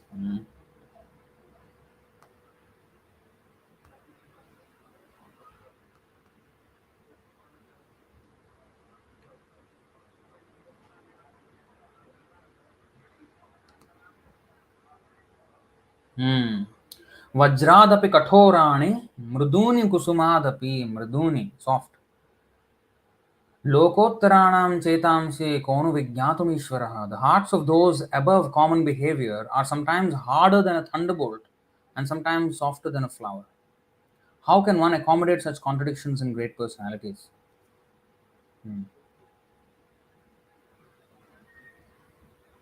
So, sometimes in the association of devotees, this happens. Very hard. But after that, very soft again, if we take it the right way. Like Chaitanya Mahaprabhu, if you see, sometimes it's very hard. I don't want to see him again. Then after he, apologizes and everything, he comes back to his right consciousness. Okay, come back. That's it. Of course, Chota Haridas, he banished him forever and he committed suicide. But after that, of course, in subtle body, he was coming and singing him songs of Krishna to Chaitanya Mahaprabhu in the dead of night. That is the hidden pastimes of Chota Haridas. But externally, he relinquished him. He committed suicide. He died. And even after the news of death of Chota Haridas was brought to Chaitanya Mahaprabhu said, that is very good. He did not even say, oh, really? Oh, no. He did not say like that. Very good. It is very, very hard, right? But Kusumadapi Kamala, Mriduni Kusumadapi, Vajradapi Kathorani, Lokotranam Chetam Sukono Vijnatum Ishvara. So of course, that is Chaitanya Mahaprabhu. But similar situations we may face in the association of devotees, and we should take it as Chaitanya Mahaprabhu's arrangement. That we may sometimes, face some disagreements or this and that. In the association of devotees also this may happen. But if we take it in the right spirit, eventually it will all be forgiven, forgotten, and one can freely practice his devotional service. The only thing that is stopping us from doing that is humility. That's why Trinadapi Sunichena, Tarorapi Sahishnuna, Amanina, Manadena, Kirtaniya Sadahari. Kirtaniya Sadahari. Always we will be able to chant if we become humble and tolerant. And don't expect any respect, but give all respect to others. If we just do these four things, Kirtaniya Sadahari, there's nobody who can stop us from chanting Hare Krishna. Nobody can stop us from being devotee of Krishna. But if we give up on these things, if we become proud, then they will become stumbling blocks in our progress. And at least for the time being, we will leave the association of devotees, fall away from the standard, go into karmi life, and maybe regain it after some time in this life or next life. So it's unnecessary blockage we are putting in front of ourselves if we do not become humble. In humility, we can face anything. We will become so strong in humility that we can face anything. With humility comes tolerance. Not that humility and tolerance are two different things. If we become actually humble, we will be automatically become tolerant. So humility is that's why 6 aspects of surrender. Karpanya. What is that? Shadvidha Saranagati. Karpanya means humility. That is very essential. With humility, we will become tolerant. We will automatically respect others. We will not expect respect. So humility is at the root of this verse. So when we don't have that, even small things can throw us out away from Krishna, because Maya is just waiting to throw us. Avaranatmika, Prakshekpatmika, Avaranatmika. Maya has two energies. She will throw us away from devotional service. And after throwing away, keep us there. These devotees are all nonsense rascals. I will leave this place. We will be fully convinced that these devotees are rascals. Who is convincing us? Maya. This is the Prakshepatmika Shakti of Maya, throwing us away from devotees. Avaranatmika. And once we go there, keeping us there. Don't go back to the devotees. Here is good. Now you are actually good. Your life is happy. This is better. Convincing us more. So this is very, very dangerous. And unless we are thoroughly Krishna conscious, we will not be able to recognize even these things. And that's why when we are at all disturbed at any time, please take advice from senior devotees who can help you. However bitter their advice may sound, because it will force us. Their advice will be to, somehow or other take up humility and give up our false ego. And that is very painful to hear those instructions. We'll become angry also. Upadesho hi murkhanam prakopayana shantaye. Become prakopa means very angry. So, but if we take it properly, there's nobody who can stop us from advancing in Krishna consciousness. The whole answer is in the 3rd verse of the Shikshashtaka. Whole answer to all problems. So Krishna is Suhrit. He is greatest well-wisher. Even if he is doing the kathora, the punishment, he is always our friend. We should understand that.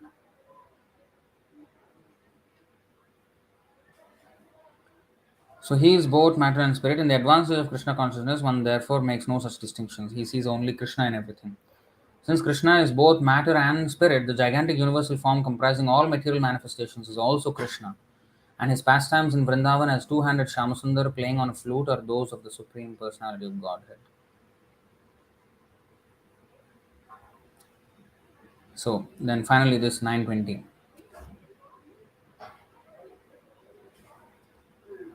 Traividyamam soma pahaputa papa yajnairištva svargatim prarthayante te punyam asadya surendra lokam ashnanti divyan divideva bhogan.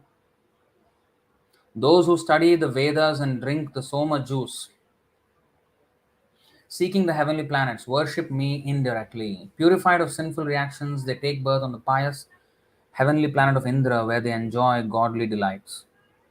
So even if we do improper worship of Krishna, which is the demigod worship, avidhipurvakam, he rewards us with godly delights in the heavenly planets. Such is how kind Krishna is. Even though actually we are doing something very stupid, alpa medhasa, alpa buddhi, hmm? kamasya hritagnyana. These words are used actually in Bhagavad Gita, but even for that hritagnyana, mandabuddhi, alpabuddhi, alpamedhasa, he is giving godly delights. That is Krishna's way of rewarding it. Oh, at least something you have taken up my system. So I'll reward you with something. That reward is also not real reward, but at least to encourage that foolish fellow, you give him the godly delights in heaven. Okay, you go to heaven, Indra, and enjoy some apsaras there, and here and there you enjoy something. And that's all you know about enjoyment. Anyway, I'll reward you with something, so at least you'll become a little bit encouraged. That's not the real encouragement actually, but he does that so at least to encourage us to take to the next step. Purport. The word Traividyaha refers to the three Vedas, Sama, Rig, Yajur and Rig. A Brahmana who has studied these three Vedas is called Trivedi. Yeah, this is where that one. Trivedi. Now it Mandabuddhi. Anyone who is very much attached to knowledge derived from these three Vedas is respected in society. Unfortunately, there are many great scholars of the Vedas who do not know the ultimate purport of studying them. Great scholars who still do not know the purpose. Therefore, Krishna herein declares himself to be the ultimate goal for the Trivedis. Actual Trivedis take shelter under the lotus feet of Krishna and engage in pure devotional service to satisfy the Lord. Devotional service begins with the chanting of the Hare Kṛṣṇa mantra and side by side trying to understand Krishna in truth. Unfortunately, those who are simply official students of the Vedas become more interested in offering sacrifices to the different demigods like Indra and Chandra. By such endeavor, the worshippers of different demigods are certainly purified of the contamination of the lower qualities of nature and are thereby elevated to the higher planetary systems or heavenly planets known as Maharloka, Janaloka, Tapoloka, etc. Once situated on those higher planetary systems, one can satisfy his senses hundreds of thousands of times better than on this planet. But also there is a chance of meeting some sadhus there and eventually advancing from there higher on. That chance is also there, but there's a lot of distraction. The demigods themselves are saying that we are thoroughly distracted here and we cannot even remember Narayana. Here they say this 5:19:22. Kim dushkarairna kratubhistapovat दानादिभिर्वाद्युजयेन फल्गुना नयत्र नारायणपादपङ्कज स्मृतिः प्रमुष्टातिशयेन्द्रियोत्सवात्. Indriya Utsava. In Utsava means festival. Indriya Utsava means full festival for the senses. In Telugu we say Pandaga చేసుకుంటున్నాడు. So Pandaga means festival. So Indriya Utsava. Fully enjoying senses of Pandaga. Full festival. That is what happens in this heavenly planet. It's completely distracted from the real goal of life. The demigods continue. After performing the very difficult tasks of executing Vedic ritualistic sacrifices, undergoing austerities, observing vows, and giving charity, we have achieved this position as inhabitants of the heavenly planets. But what is the value of this achievement? Here, we are certainly very engaged in material sense gratification, and therefore, we can hardly remember the lotus feet of Lord Narayana. Indeed, because of our excessive sense gratification, we have almost forgotten his lotus feet. This is the position of the demigods. Therefore, Prabhupada said this earth planet is perfect for God realization. Just the right amount of suffering and enjoyment. Too much suffering also, it is very difficult to. Of course, for a perfect devotee, any suffering or happiness is the same for him. That's why Narayana Parasarve Nakutastana Bibhyati Svargapavarga Narakeshu Apitulyartha Darshana. Heaven, hell, and liberation is the same for him. But for the beginner, extreme hellish suffering is very difficult. If he's so hungry, how can he listen to Bhagavad Gita? And first his food must be given to his stomach. So prasadam is given. So if excessive suffering is there, it's very difficult to start remembering Krishna. If too much enjoyment is there, it's also difficult to start remembering Krishna. So the earthly planet, Prabhupada said, provides the right combination of suffering and happiness, just right for the cultivation of Krishna consciousness. And therefore, The heavenly inhabitants, they say those who are Bharatvasis, they are very fortunate. Because if you go to Bharat, like we had one devotee here, Krishna Prabhu, you know, he first time he went to Vrindavan this time, and so much tapasya. Sometimes the water was not there, sometimes power cut, sometimes this and that. Bharat Bhumi is full of tapasya. This way or that way. Or if he's going out some drain smell. He's not used to all these things. So he had quite an experience in India, Bharat. So tapasya. Of course, drain smell is not good, but rest of everything is things don't happen so easily in India, right? And especially when you go to Tirth Yatra, there are some inconveniences you have to take. You cannot have luxurious life there. So those are actually very good, very good. So the demigods, they are saying Bharatvasis are very fortunate. Those who stay in Bharat, because they can easily engage in Krishna consciousness, devotional service to Krishna. So I think with that, I will stop this session. If there are anything else, any comments or questions, you can raise them. I'll just quickly go through them.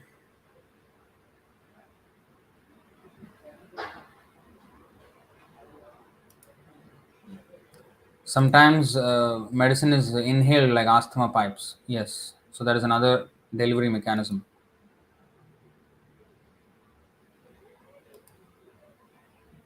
Hare Krishna Prabhuji, after long day, exam actually going on. Hare Krishna. After long day, exam actually going on. Real exam is death. Prepare for that. We have to all prepare for that. Okay, Saurav Sahu is asking. I want to ask a question, Prabhuji. Actually, today's world don't that much believe on existing of God, and the kind of education modern society given school, college, and university, those have nothing to do with spiritual education. Even I am doing masters in computer science, so I can say you these all students the curriculum we read like some pre-planned curriculum to disprove the existence of God. That is correct. The whole idea is to disprove the existence of God. It's a premeditated intention. With that, this whole thing is formulated, the whole education system. Unfortunately, in Bharat, still the same education is being followed, and that's why people don't have brains, they're becoming atheists. Therefore, Krishna consciousness has to be reintroduced. This Gurukula system, especially.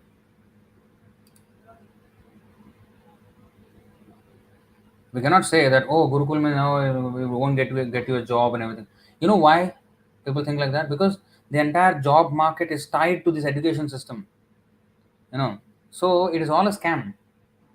Oh, if you have a degree, you can apply for employment pass in Singapore. If you have a degree in India. If you don't have a degree, you can only apply for S pass, which qualifies you for lesser salary. That means you have to go through this mundane education system in order to even access the kind of jobs that will get you the money that you want.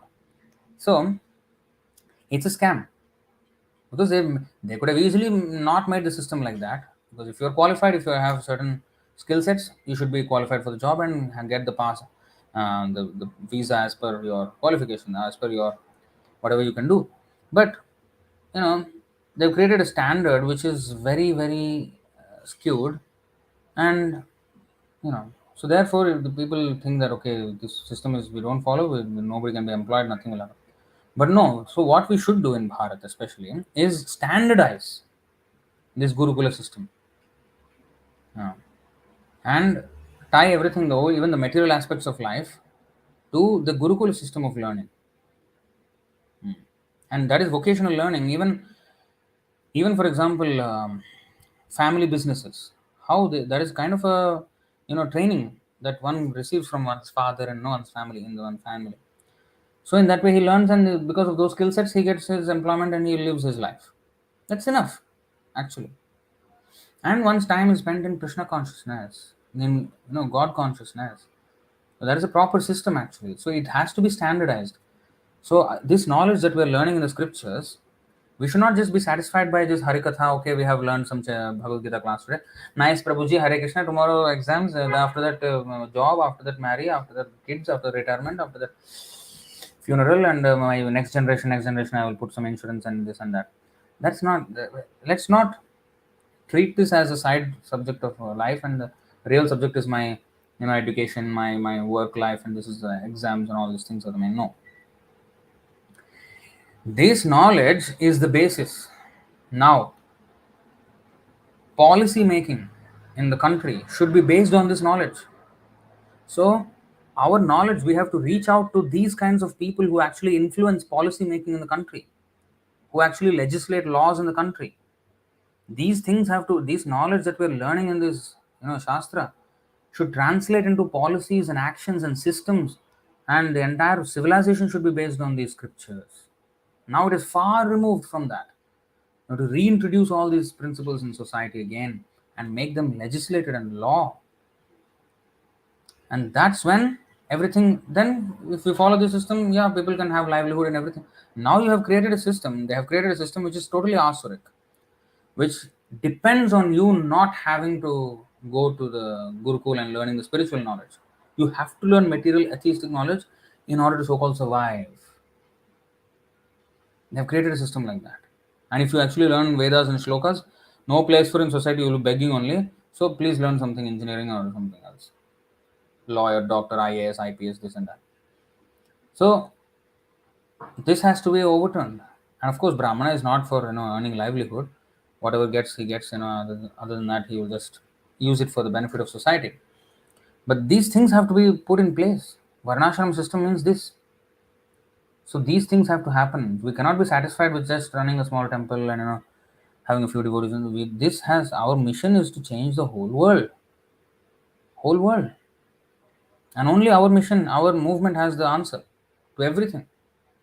So we have to come to the stage of implementing all these things in large scale. We have to make devotees, more and more devotees, and eventually, if there are more and more education on the ground level, then they will know what kind of leader they should even vote for. Otherwise, you have an ignorant set of population and you ask them to vote. Policies are not going to change like that. I mean, so a grassroots level education system has to be done. So that's why our book distribution is very important. Profusely, we have to distribute books, and more books people read, more and more they will understand, and more we have to make not only books, even based on the books, we have to make videos. We have to make the modern communication systems. Adhunik dharaye nahe kirtanera role. Prabhupada said Adhunik dharaye. It means even the modern communication systems have to be employed in Krishna's service. So we have to do all these things.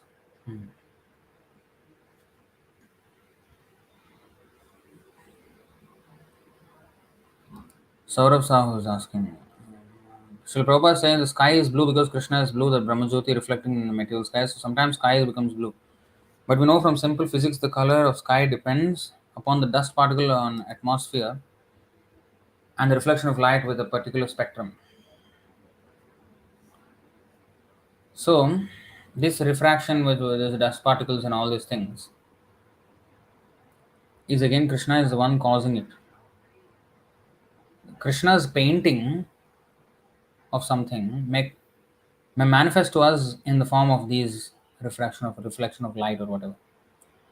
And in the flower, Krishna has actually painted the flower blue or pink or whatever. Now we may say that no, pink is because of this particular chemical inside the flower. Yeah, Krishna's painting is not like our painting. He comes with a paintbrush and puts the paint on the flower. No, his painting is different. So he's painting, his way of manifesting the blue color to us, it may come in the form of reflection of light and this and that. But that is to also bewilder the atheists to think that, oh, actually reflection of light is the cause, not Krishna. But ultimately we know that Krishna is the cause of everything. Even if the sky is green color, that is also Krishna's wish. Like if you go to northern lights, the Arctic Circle, you will see the northern lights, green in color. Where is it coming from? Krishna is green in color? No. Krishna wills he can do any color. Ultimately, it's Krishna. Whether you say that no, these are northern lights is because of this kind of atmospheric gases and this and that. You may say whatever you want, but before you figured out that thing was already happening. That gas is mixing and whatever you say it is already happening there by the will of Krishna. You have only somehow tried to try to understand something and explain something without giving any credit to Krishna who actually created the system. how it actually happens. So this is atheism.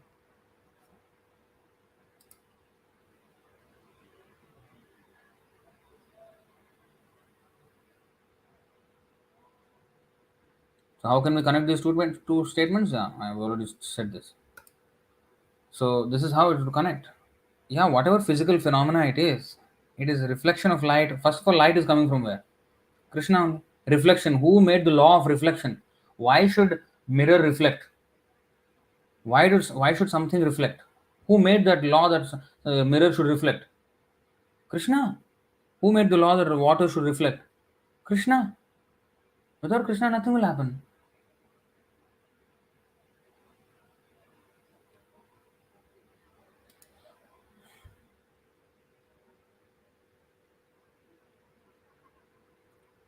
Hanuman Verma. This is the same science behind punching aerodynamics. Yeah. Well, you may say, but Krishna is the ultimate. Are you following ISKCON? Well, not really, because ISKCON is not following Prabhupada. If ISKCON followed Prabhupada, we will be following ISKCON, but we are following Prabhupada and ISKCON. Intoxication, any relation with gravity? Well, we will not be grave if we are intoxicated.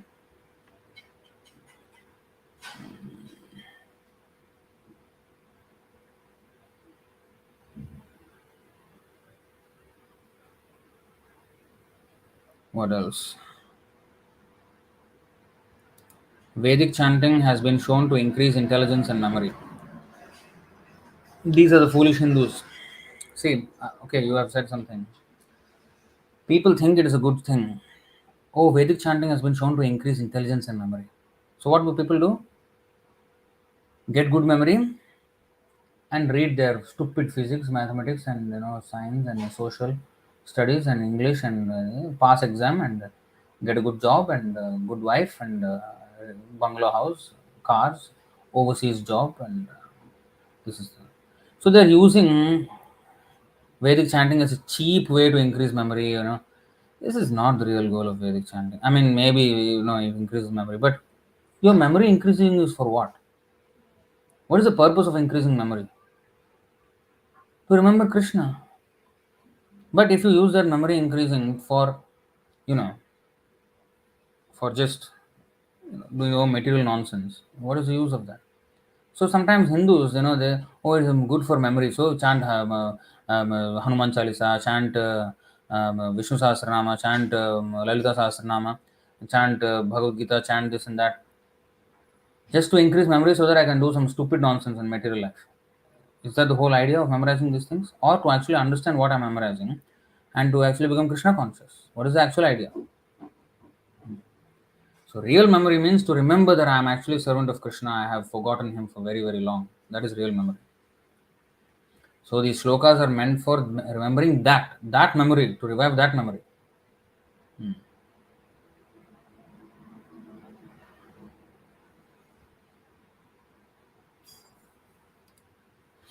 Prabhuji, by the verse understand that Krishna is the Pita and Mata, then we must have parent and children in relationship with him. Then how to understand other six rasas? What are the six rasas? Five rasas are there. There are actually, of course, five primary rasas and seven subsidiary rasas, altogether 12.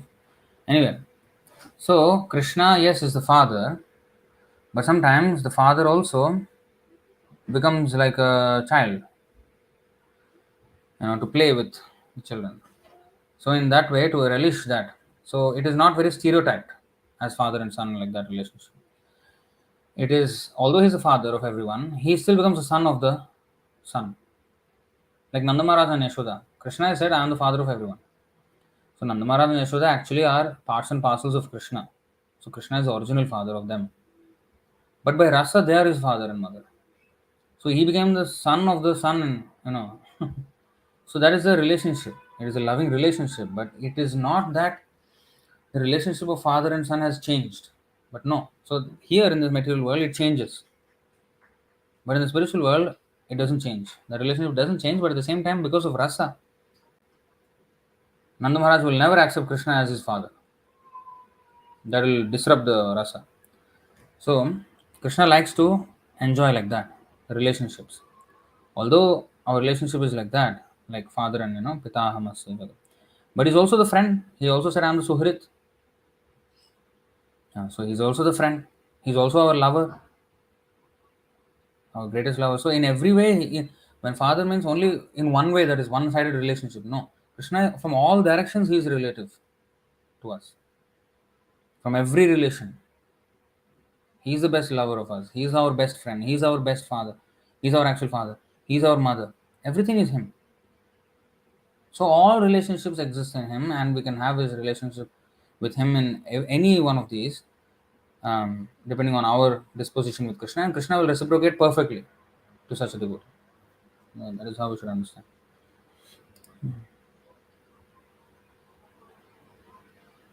Sorry, I avoid certain oils for my earthly diet, so I am curious.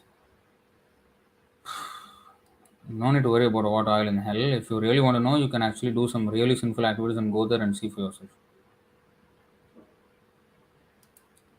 How can I repay you for the knowledge and end or enlightenment you have given me? This is in the context of Rananubandhanam. Well, the only way is to become devotee of Krishna. So Maya comes for our purification and makes us more closer to Krishna. Yes, by throwing us away, she will make us more closer to Krishna in that way, in indirect way. Maya will become powerful if we have ego and pride. Yes. What is the difference between humility and submissiveness? Same thing. We have to become submissive, humble. It's the same thing. Submissive means not superseding. Submissive, always malleable, ready to execute the order, ready to serve devotees in Krishna. But a way was made for me by the grace of God, whom I praise. Chant Hare Krishna. Humility is the only protection from Maya. She comes to remove false ego and help. If we keep false ego, she will keep us away from devotional service.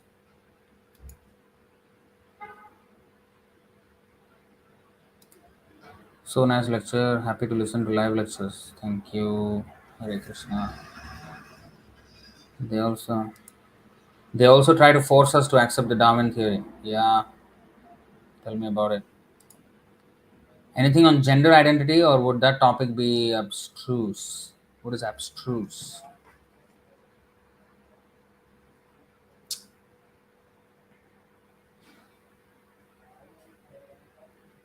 Difficult to understand, obscure. It's not actually very difficult to understand.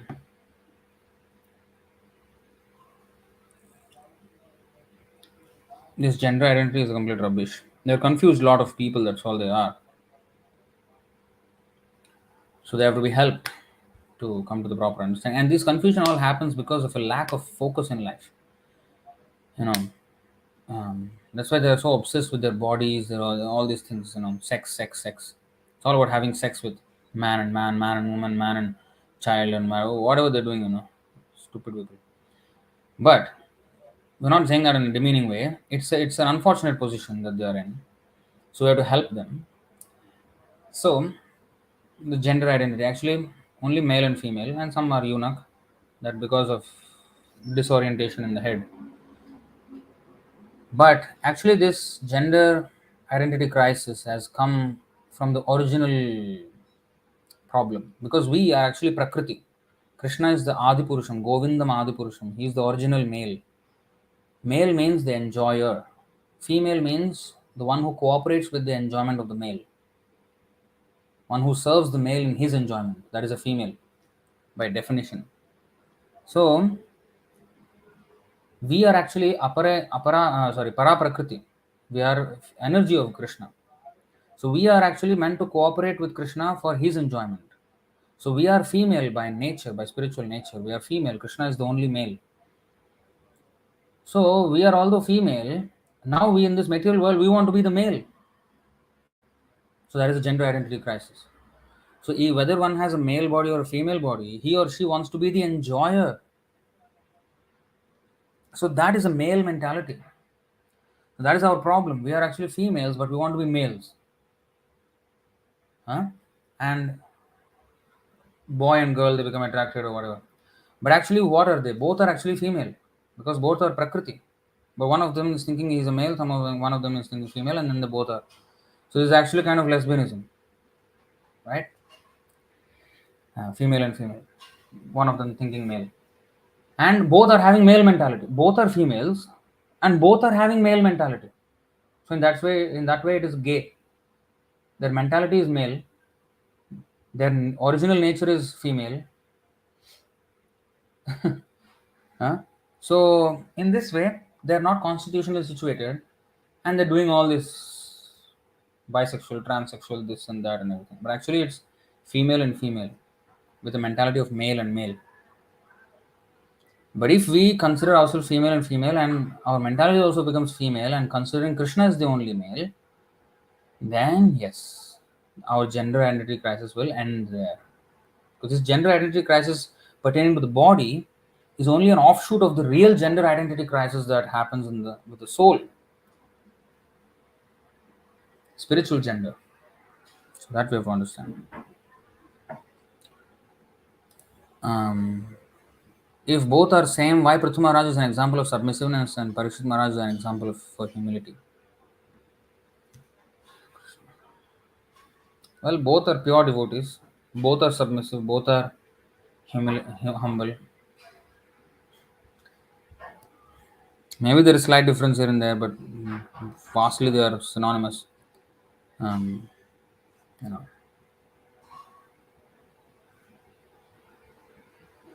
See, all pure devotees are all good examples of every good quality that exists. So, all good qualities are there in all pure devotees. So, let's take it like that. Maybe somebody will explain. Maybe there is an explanation of a more intricate and nuanced explanation between submissiveness and humility. But as far as I understand, humility is the basis. If I'm humble, I'm automatically submissive. I'm easy to become submissive. But if I'm not humble, I will not be submissive. So, in that sense, I would see humility as the cause and submissiveness as the effect in that way. Because submissiveness is a behavior. Humility is a characteristic trait. Submissive means I am submissive to someone in relation to someone. Humble means, actually, Prabhupada explains humility means to understand that Krishna and nothing other than Krishna is our only shelter. And that means immediately I will give up any kind of pride in my own strength, in my own capability and everything. So that is actual humility. Only by Krishna everything is possible. So if I maintain that humility, then automatically I'll be submissive, I'll give respect to others, I will not expect any respect, I will tolerate any offense. Easy to do that when I'm humble. All these things are based on humility. So humility is right at the base. And everything is on the foundation of humility, one's character. How to save passionate and ignorant people who are hyperactive and creating mess? It's very hard to bring them to Krishna consciousness. Well, let's work on ourselves. That's all we can do, and preach Krishna consciousness and spread the seeds. And wherever the land is fertile, it will grow. So we cannot really help everyone. We can help whoever we can. Whoever we contact, we should preach Krishna consciousness, and whoever will take up, they are fortunate. Okay. All right. So I'll stop it here. Thank you very much. जय श्रीमद् भगवद गीता की जय, श्रील प्रभुपाद की जय, अनंत कोटि वैष्णव वृंद की जय, निताय गौर प्रेमानंदे, हरि हरि बोल, हरे कृष्ण।